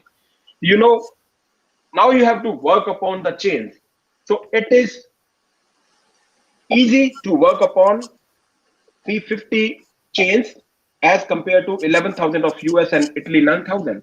So Italy started lockdown when the chains were on the higher side. So then they have to have lot of lot of policies they have to make. They have to have a lot of beds. They have to have a lot of intensive care units. So earlier we take the decision of the isolation and quarantine is always better to restrict the infection. Thanks for the detailed analysis, Dr. Sadhu. And I think India is in good hands that the way they have managing, and doctors like you are helping us on daily basis with all the action figures, and we have to stay united, and then only we can fight with the virus, which is very egoistic, because the other day you said that we have to go outside to bring the virus back to our house. So we don't go outside, we stay at home. I think we are in safe hands. And also, I mean, we are not getting good news from around the world, from Europe and US. So, I mean, what's your advice to those countries right now? So, because they already late in placing the restriction, they have already existing so many primary chain of the transmission. So they have to work hard. So here I would like to tell, the only isolation, lockdown or quarantine is not the answer. If you do the lockdown and you sit passively here, you are not doing anything else, then when you will lift up this lockdown, then you will see the another surge of the infected patients. So after the lockdown, what we need to do is there should be extensive contact tracing. You should see, suppose patient X was positive for this COVID-19, and up to 5 days he was not having any type of symptoms, and after that he had a symptom. So day 8 or day 9 he is going for the investigation, and day 10 he is positive. So in this span of the 10 days or 14 days, he is going to infect the other people. And now we need to, by isolation, we have constrained the primary positive patients. So now what we have need to do is we need to trace for the contacts, their contacts, who may or may not have symptoms. And one possible policy is you can isolate all those patients who came in contact with that patient X. Second policy is you go for extensive testing for all those patients in spite of isolation. First test them and then send for the isolation. So both the policies can work. For India, if they are isolating all those patients, okay. But for Italy and the US, they need to go for extensive contact tracing and do test for everybody. You cannot only isolate. You have to test for all those patients who are in contact with the patient X, and then only you can have a check on this drastic crisis. So what you're saying is that if you're later in the exponential curve, you need to take different steps. Yes. While completely different steps than if you catch it early in the exponential curve, which is quite interesting. It's quite reassuring to hear you, because I've got my mother and sisters in India, and I've been worried about them. But when I hear what you've said, my mind is considerably more at ease. Rakesh, as you told about the exponential curve, so if it is an exponential curve like this, so the curve has to be, this is X and this is Y. You know, this curve, this is exponential curve in the early phase, and the later phase, we need to flatten it. If we are going to flatten, then we have a control on the fight against the COVID. And in between, there is a reflection point. A reflection point is the point where the total number in one day of the infected patient is coming down. Suppose we had done infected patients yesterday in India was 60, and today if it is 50, then we are reaching this reflection point. And reflection point is a point from where our exponential curve is going to flatten. You know, rate of growth drop. Yeah, China got the reflection point, I think, on day 13 of their isolation, their lockdown. Even we Indian, we didn't get our reflection point. And maybe if now we have policy, we have restricted everything, now we are under isolation, under lockdown, national lockdown. Now we are expecting that within 2 weeks, the numbers of infected patients can go up now. We can see the increased surge, but definitely within 10 to 12 days, we are going to get that reflection point. And after that reflection point, we can have a flattening of the curve. And US or Italy, they doesn't have a reflection point yet. They are on the exponential curve. But India, the exponential is not much that steep. It is going down, but still it is an exponential and pre-reflection point. Okay, so do you think that we have recorded or maybe we have more cases in US and Italy or maybe in Europe in coming days? Yes, I mean there are highest total infected patients in US in one day. They have recorded it, and the total deaths due to the COVID-19 is recorded by Italy in one day. So they may have a surge of the people infected with the COVID-19 in coming days, but I don't know what type of policies they are making over there. The healthcare has to be very much strong. They have to be well equipped. The test kit should be there in enough number. So they should test very extensively. They should isolate all those patients. They should have a good, well-equipped hospital over there. A high number of the hospital beds should be there. So then I think they can have a check on this crisis. So Dr. Sagu, you bring such sound facts. I love to understand more too, because I got cut off. But and I understand that there's a point in the curve where we kind of reach the point of no return. We have to do something else. But the problem I think that we have right now is our test results have been 10 days behind our stats. So yeah, sure. So our stats today really are not reflecting how many people really have it or really sick with it. Plus, there are those who've not been tested. So the numbers are probably astronomically higher today than the test results we show, which to me has been a false illusion of why people didn't take the quick reaction we needed. It was a means probably for government. I'm sure somebody in the government office was smart enough to think of this, that I was not the only one to say, hey, wait a minute, our test results are 10 days behind. But nobody ever mentioned this, that instead they're just like, oh, it's not that high. We got it under control. And then every day we saw this increasing astronomical change. After a weekend, we'd see it double.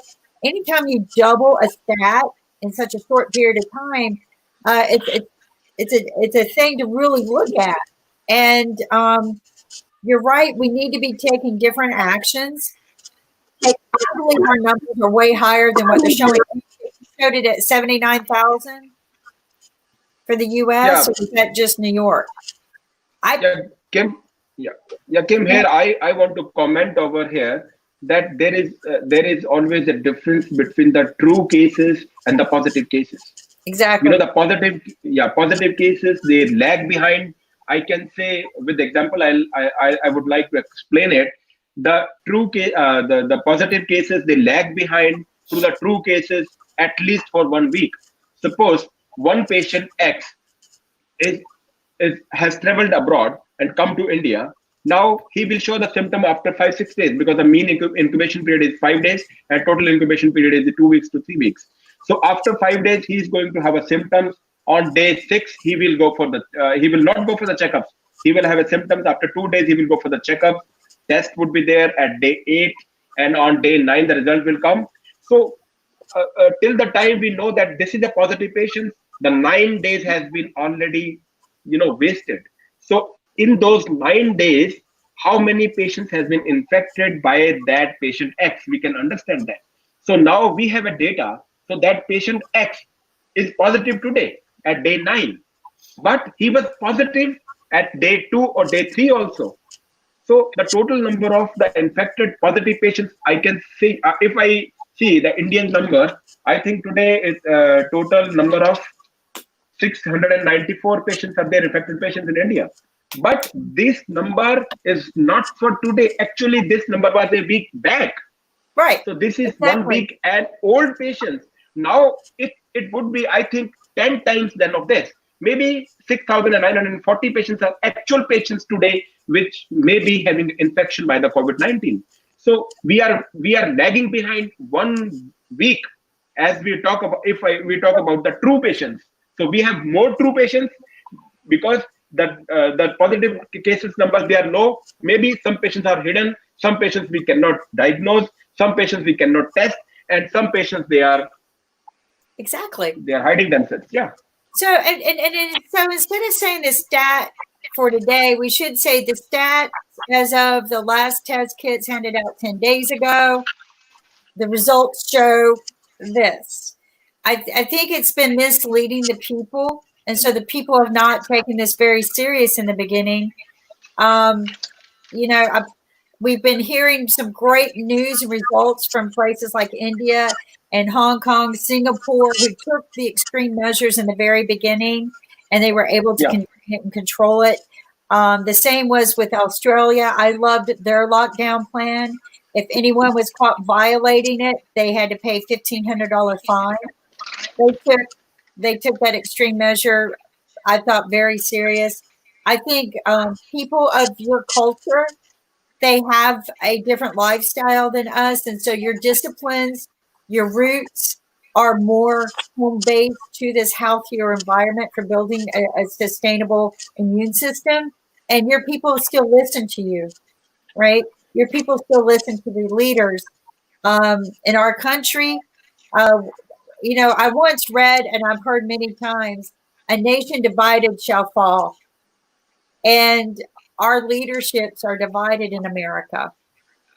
They're not able to make a sound decision for the people. And I hope that this is a sign to the people that we need to make a change. But we're not getting healthier because we're fighting over the wrong things. Kim, this is a matter of worry now. If I speak about today's scenario, so basically we are under lockdown. Today, I think 2.5 billion people, they are under lockdown, complete lockdown. This is the biggest lockdown till now in the human being history. So under this,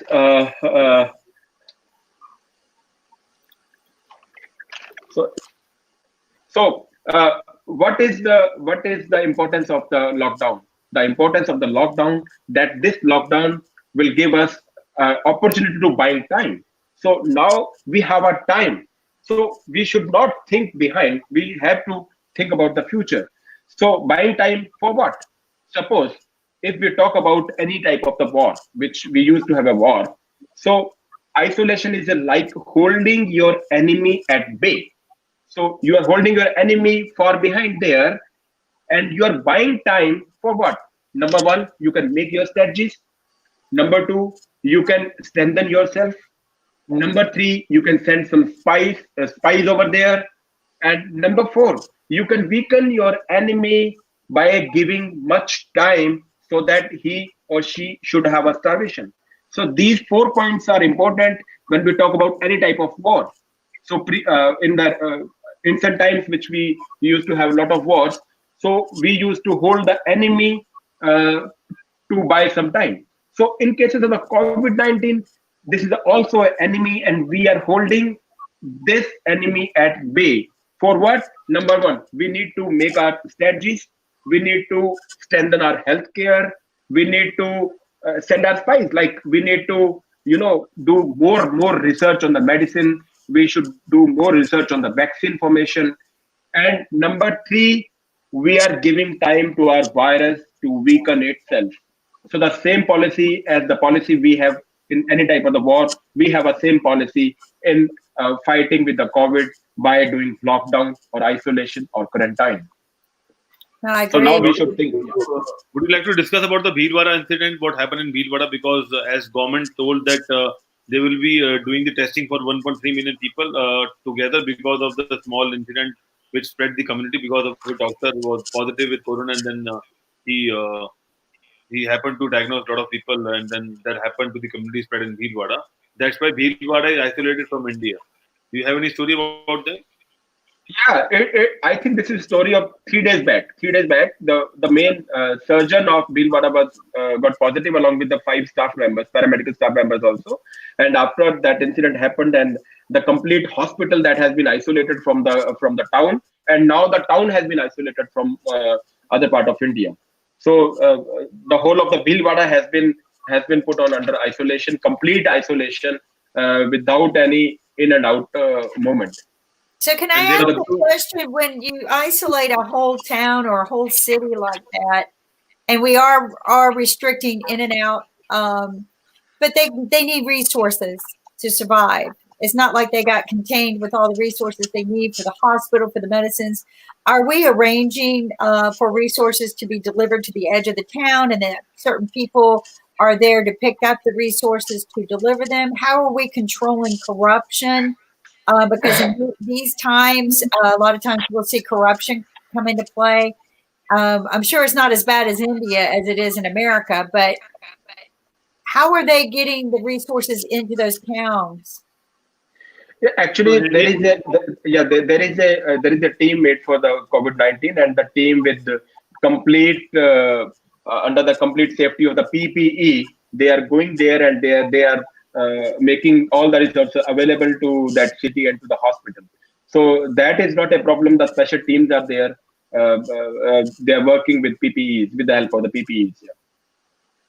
Oh, that's good. I mean, and these are things that we need to share globally. This is how it's working there. We don't have everything set up here in knowledge, check off list of what we need to do, what works. So these are information that we need to share globally that we're not. And in Hong Kong, you guys have had some success. But again, as Dr. Sagu has shared with us, what worked for you guys might not work for us because we've already hit a different bell curve, and we need to address it at that bell curve stage. Again, our numbers are 10 days off. So we need to logically think about that we are 10 days behind that. They're going to be astronomically higher because we've seen the graph go up, not down. And we need to address that. And like you said, we don't need to think about it backwards. We need to think about forward. But if I'm thinking forward, I'm thinking there's going to be 150,000 in the U.S. next Thursday, not just a few more. That when we lock down today, like you said, how many lives did those people touch that are infected now that we don't know about? Because you have told us from the beginning, we're fighting a ghost. You know, when you said that to me, that really hit me hard. We're fighting something we don't see. And how do you fight that? Self-containment, you have preached that from day one. I wish we can get the world to be less selfish and self-contained. You know, and stay home, use the phone, call the doctor. You guys, I can't go see my doctor now. That's right. Stay home, use the phone. Stay home, use the phone. Stay home, call the phone. Yeah, stay home, use the phone. I can't see my doctor now because everybody kind of destroyed that opportunity. For my routine treatments are being put on hold until they get this contained because people didn't listen.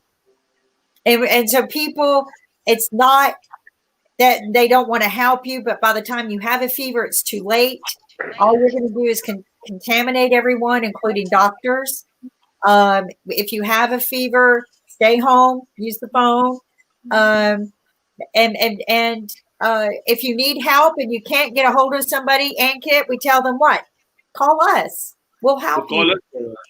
We'll try to help you if we can, and you can call us on GoLive at IBM TV. And that's what we are doing now. So it's a global platform, and anyone can call from any of the countries.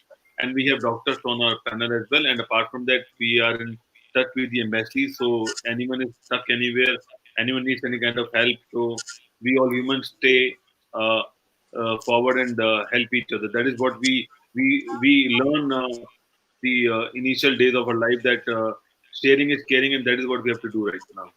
And we're connected around the world. This is something we realized when we were having our board meeting. Why are we not sharing our information to the world? We were sharing all this information amongst ourselves, but our board is all over the world. So if somebody needs something in Africa, we know somebody to contact in Africa to help. Sasha, he knows everybody in the chess world. That's huge. That's probably, as big a tree as Ankit's world. So, the thing is you're not alone. Don't panic. Listen to these facts. These are smart doctors who have already lived through the worst part of this.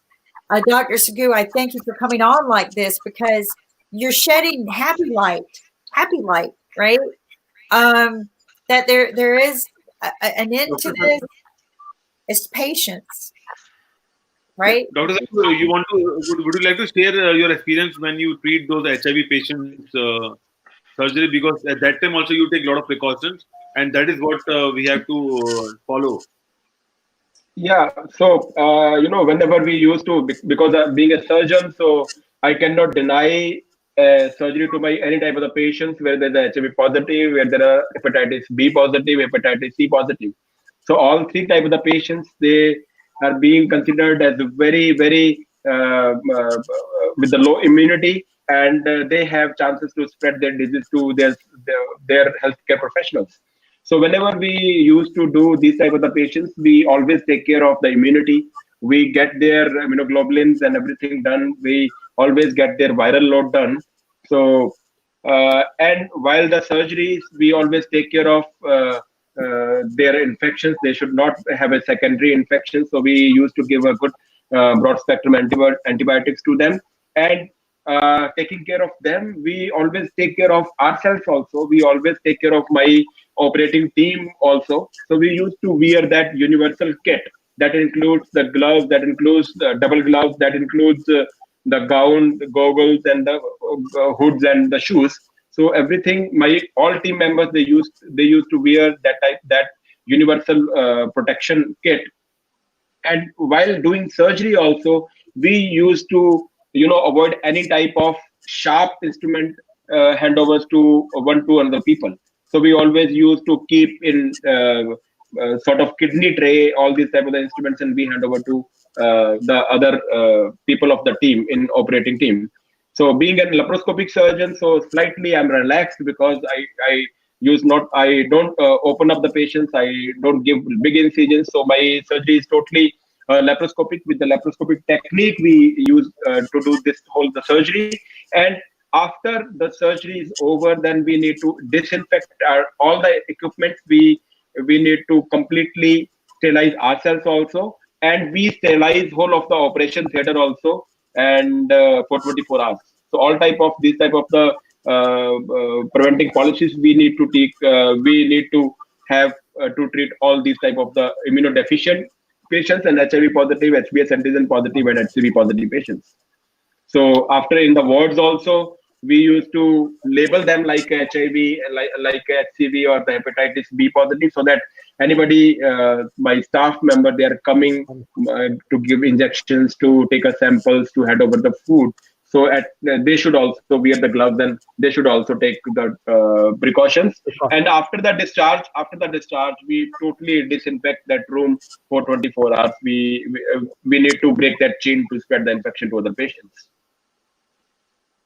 So, Dr. Tagu, a lot of our viewers are suffering from obesity and diabetes, and at this point of juncture in life, because they're locked down and they, although I believe that they are taking all the medicines, but what are your advices for those patients? Rakesh ji is also a diabetic patient, so he must be keen to know what he can do and how he can maintain the healthy height.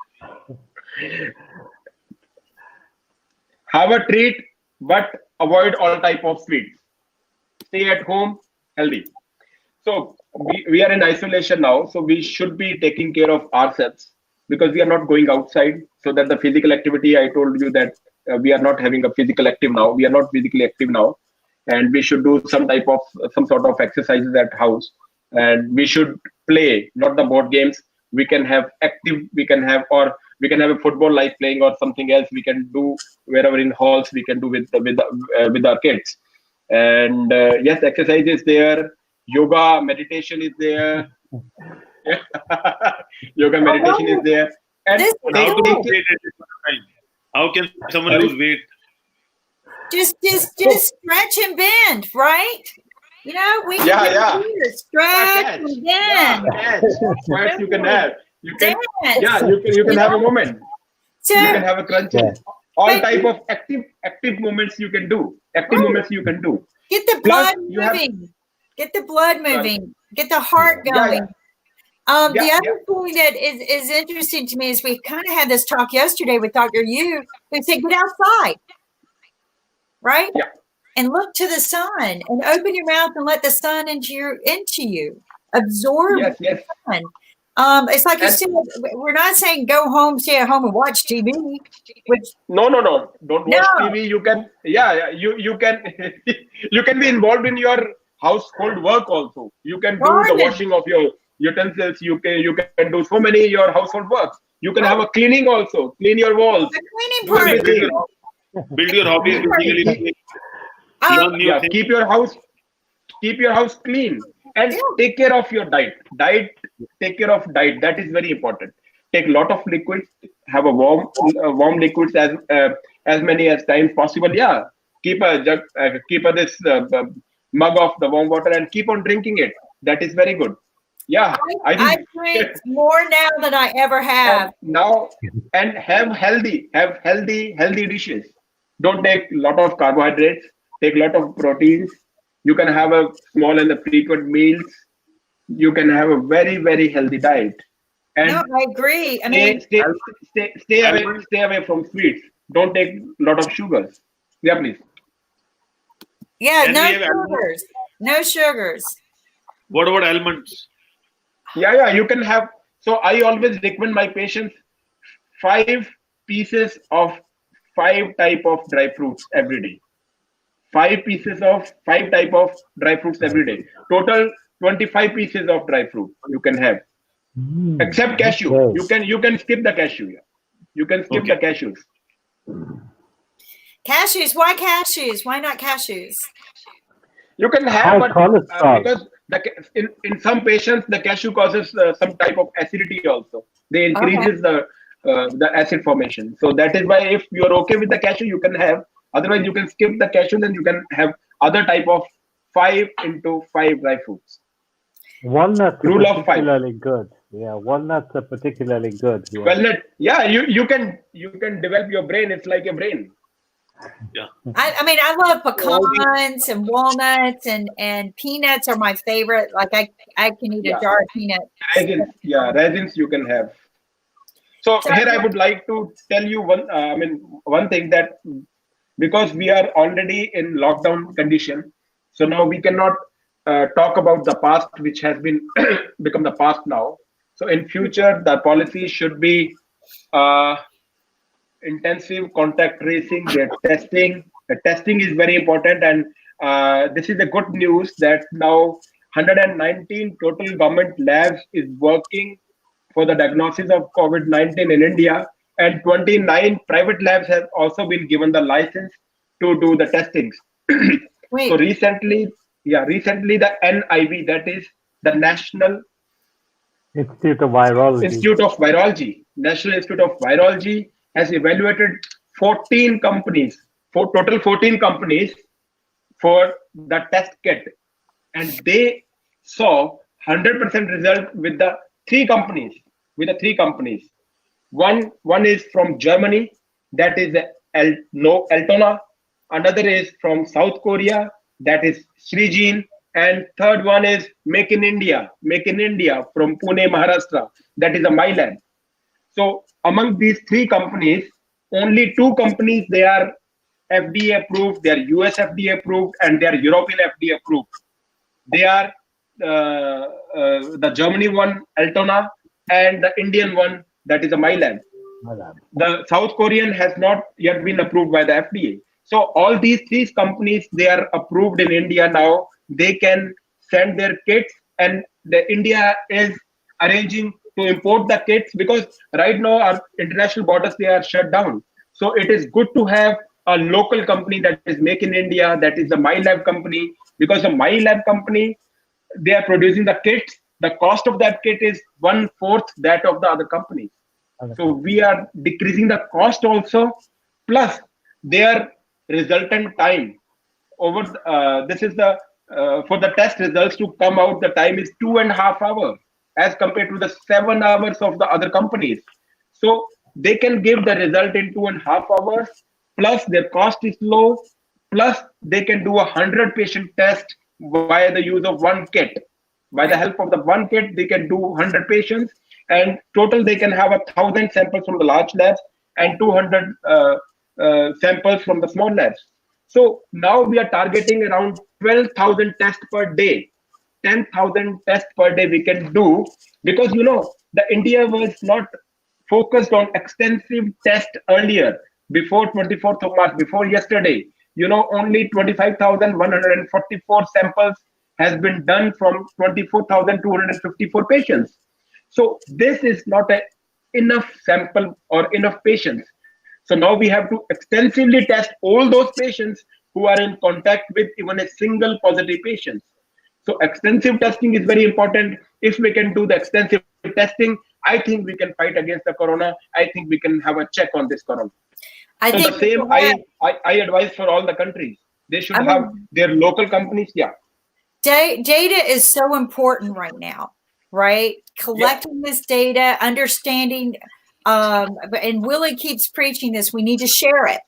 So understanding how many people contracted it, how fast it spread, where it's at, so that we can contain it and bring it back and keep it home. A lot of times when you're able to share data with people, you can kind of give them some light, that there's light at the end of the tunnel. We got it contained. We're able to slow it down. Right now, people just see this and they're getting depressed because they're like, I stayed home yesterday. What's up? Why is it going up? but they don't realize those are test results from a week ago. We need to be honest with them. A lot of people don't know this. They're sitting there. All they see is this. I'm sitting at home 3 days. Something I noticed in my own town, we were on lockdown a week ago. It didn't really happen. So people finally said, okay, after Sunday, I'm going to go on lockdown. Monday, there was no cars on the streets. Tuesday, there were no cars on the streets. Yesterday, you see people everywhere, driving places, going places. 3 days was the longest we could quarantine in America. So I think we need to get, Ankit's ready to go somewhere. Ankit is ready with the goggles. Yeah. Ankit's ready to travel. I don't have my glasses, but we do need to go. Eventually, we need to wrap this up. I think that's our sign that we need to wrap up. We need our ambassador to come on and share with us our good social manners. Can you bring them? We should learn to take a blame. We should not be blaming other people. That's right. Not be blaming. We should not be blaming the government, because the government is playing their role. You know, in any countries there are policy makers. Policy makers are there, and we are the policy taker. So if policy makers and the policy takers, they can go hand in hand and they can work together, that would be the best policy. Both of us, policy maker and policy taker, should go hand in hand. You know, we should understand. Take responsibility for our own selves. Many times, yes, we should take a responsibility. If I'm going to get healthy, I actually have to take a lot of ownership. Even though I'm working with my doctors, I have to review everything they give me. I have to discuss it I have to take that responsibility. And people don't understand that. They want somebody else to take the responsibility so they don't have liability. And there's a big difference, right? Because if you do take responsibility and ownership, then you're liable if something goes wrong, and nobody likes to be wrong. But at the end of the day, even if I take responsibility, I still might get sick. But if I'm listening to doctors like you and what Hong Kong's doing, I already know there's a good outcome, right? I already know the steps to take. And that's called being prepared. So I thank all of you. Can we get Amishi on? And then I want to share, before we do that, I want to share something from around the world. These kids are amazing. They talk about people who are doing something with their lives while they're at home. Let me share with you what these kids are doing in other countries to be at home. I don't know. And can you get those two boys up? Yeah, I got it. Let's see if I can share it. Because what they're doing is something else at home and sharing it with the world, that there's a better place. And you don't have to be bored at home. Here we go. I'm going to share this. This is amazing what these two boys are doing. Just like what Italy did, just like what other countries are doing. Watch this. Can you zoom it?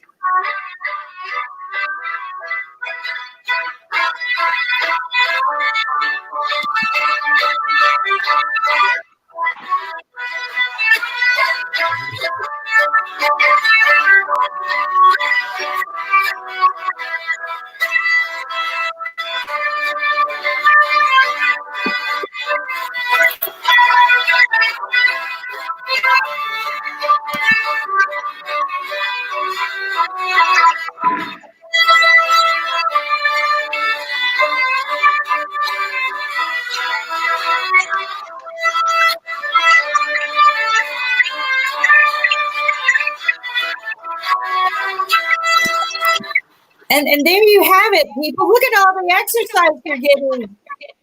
And the great music they're sharing. Dancing is a good option. Yeah, even the dancing is a good option. Yeah.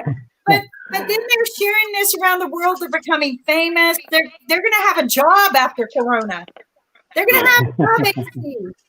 I want to hear them all the time. These kids are amazing. But that exercising, everything you're talking about, happiness, like you told us the other day, we need to get happy because those happy endorphins heal us. I mean, look at that. What's not to be happy? So you don't have to sit at home and mope and feel sorry, I'm bored. I mean, come on, get out your guitars, get out your flutes. You know, join friends online. I mean, Right, right. I just ecstatic. Let's bring Amishi on. This is what Amishi does. Dip your finger in the bowl. Did your finger get dirty? Yes. Do you see virus on them? Yes. Now can you clean your finger with the soap? Yes. Now can you dip your finger inside? There you go, folks. So Yeah, it's a good message. Yeah. That's a very good message. Very Very simple. good message. There we go. I think very simple. Corona virus से कैसे बचेंगे? Okay, hand होकर और ऐसे अपने खांसी जब आएगी तो ऐसे करेंगे अथू अथू और कोरोना वायरस को धन्यवाद हमारा म्यूजिक सुनने का. And there you go. There's our children telling us how to behave. Our Out of brighter. the mouths of babes. Thank you very much, everyone. Dr. Fagoo, I you look forward too. to seeing you, Sasha. Thank you for sharing wisdom, Rakesh. We'll see you. Yeah, Thank you. yeah, And sign us off. thank you, Kim. Yeah, thank you, Thank Kim. you. Thank you, Uncle Sasha. Thank you very much, Rakesh. It was nice Thank you. talking to Thank you. Right, you, Thank Doctor. you so much. Thank you, Right, Kimberly. Here we go. Thank you, Ankit. Here we go. Thank you, Sasha. Bye-bye.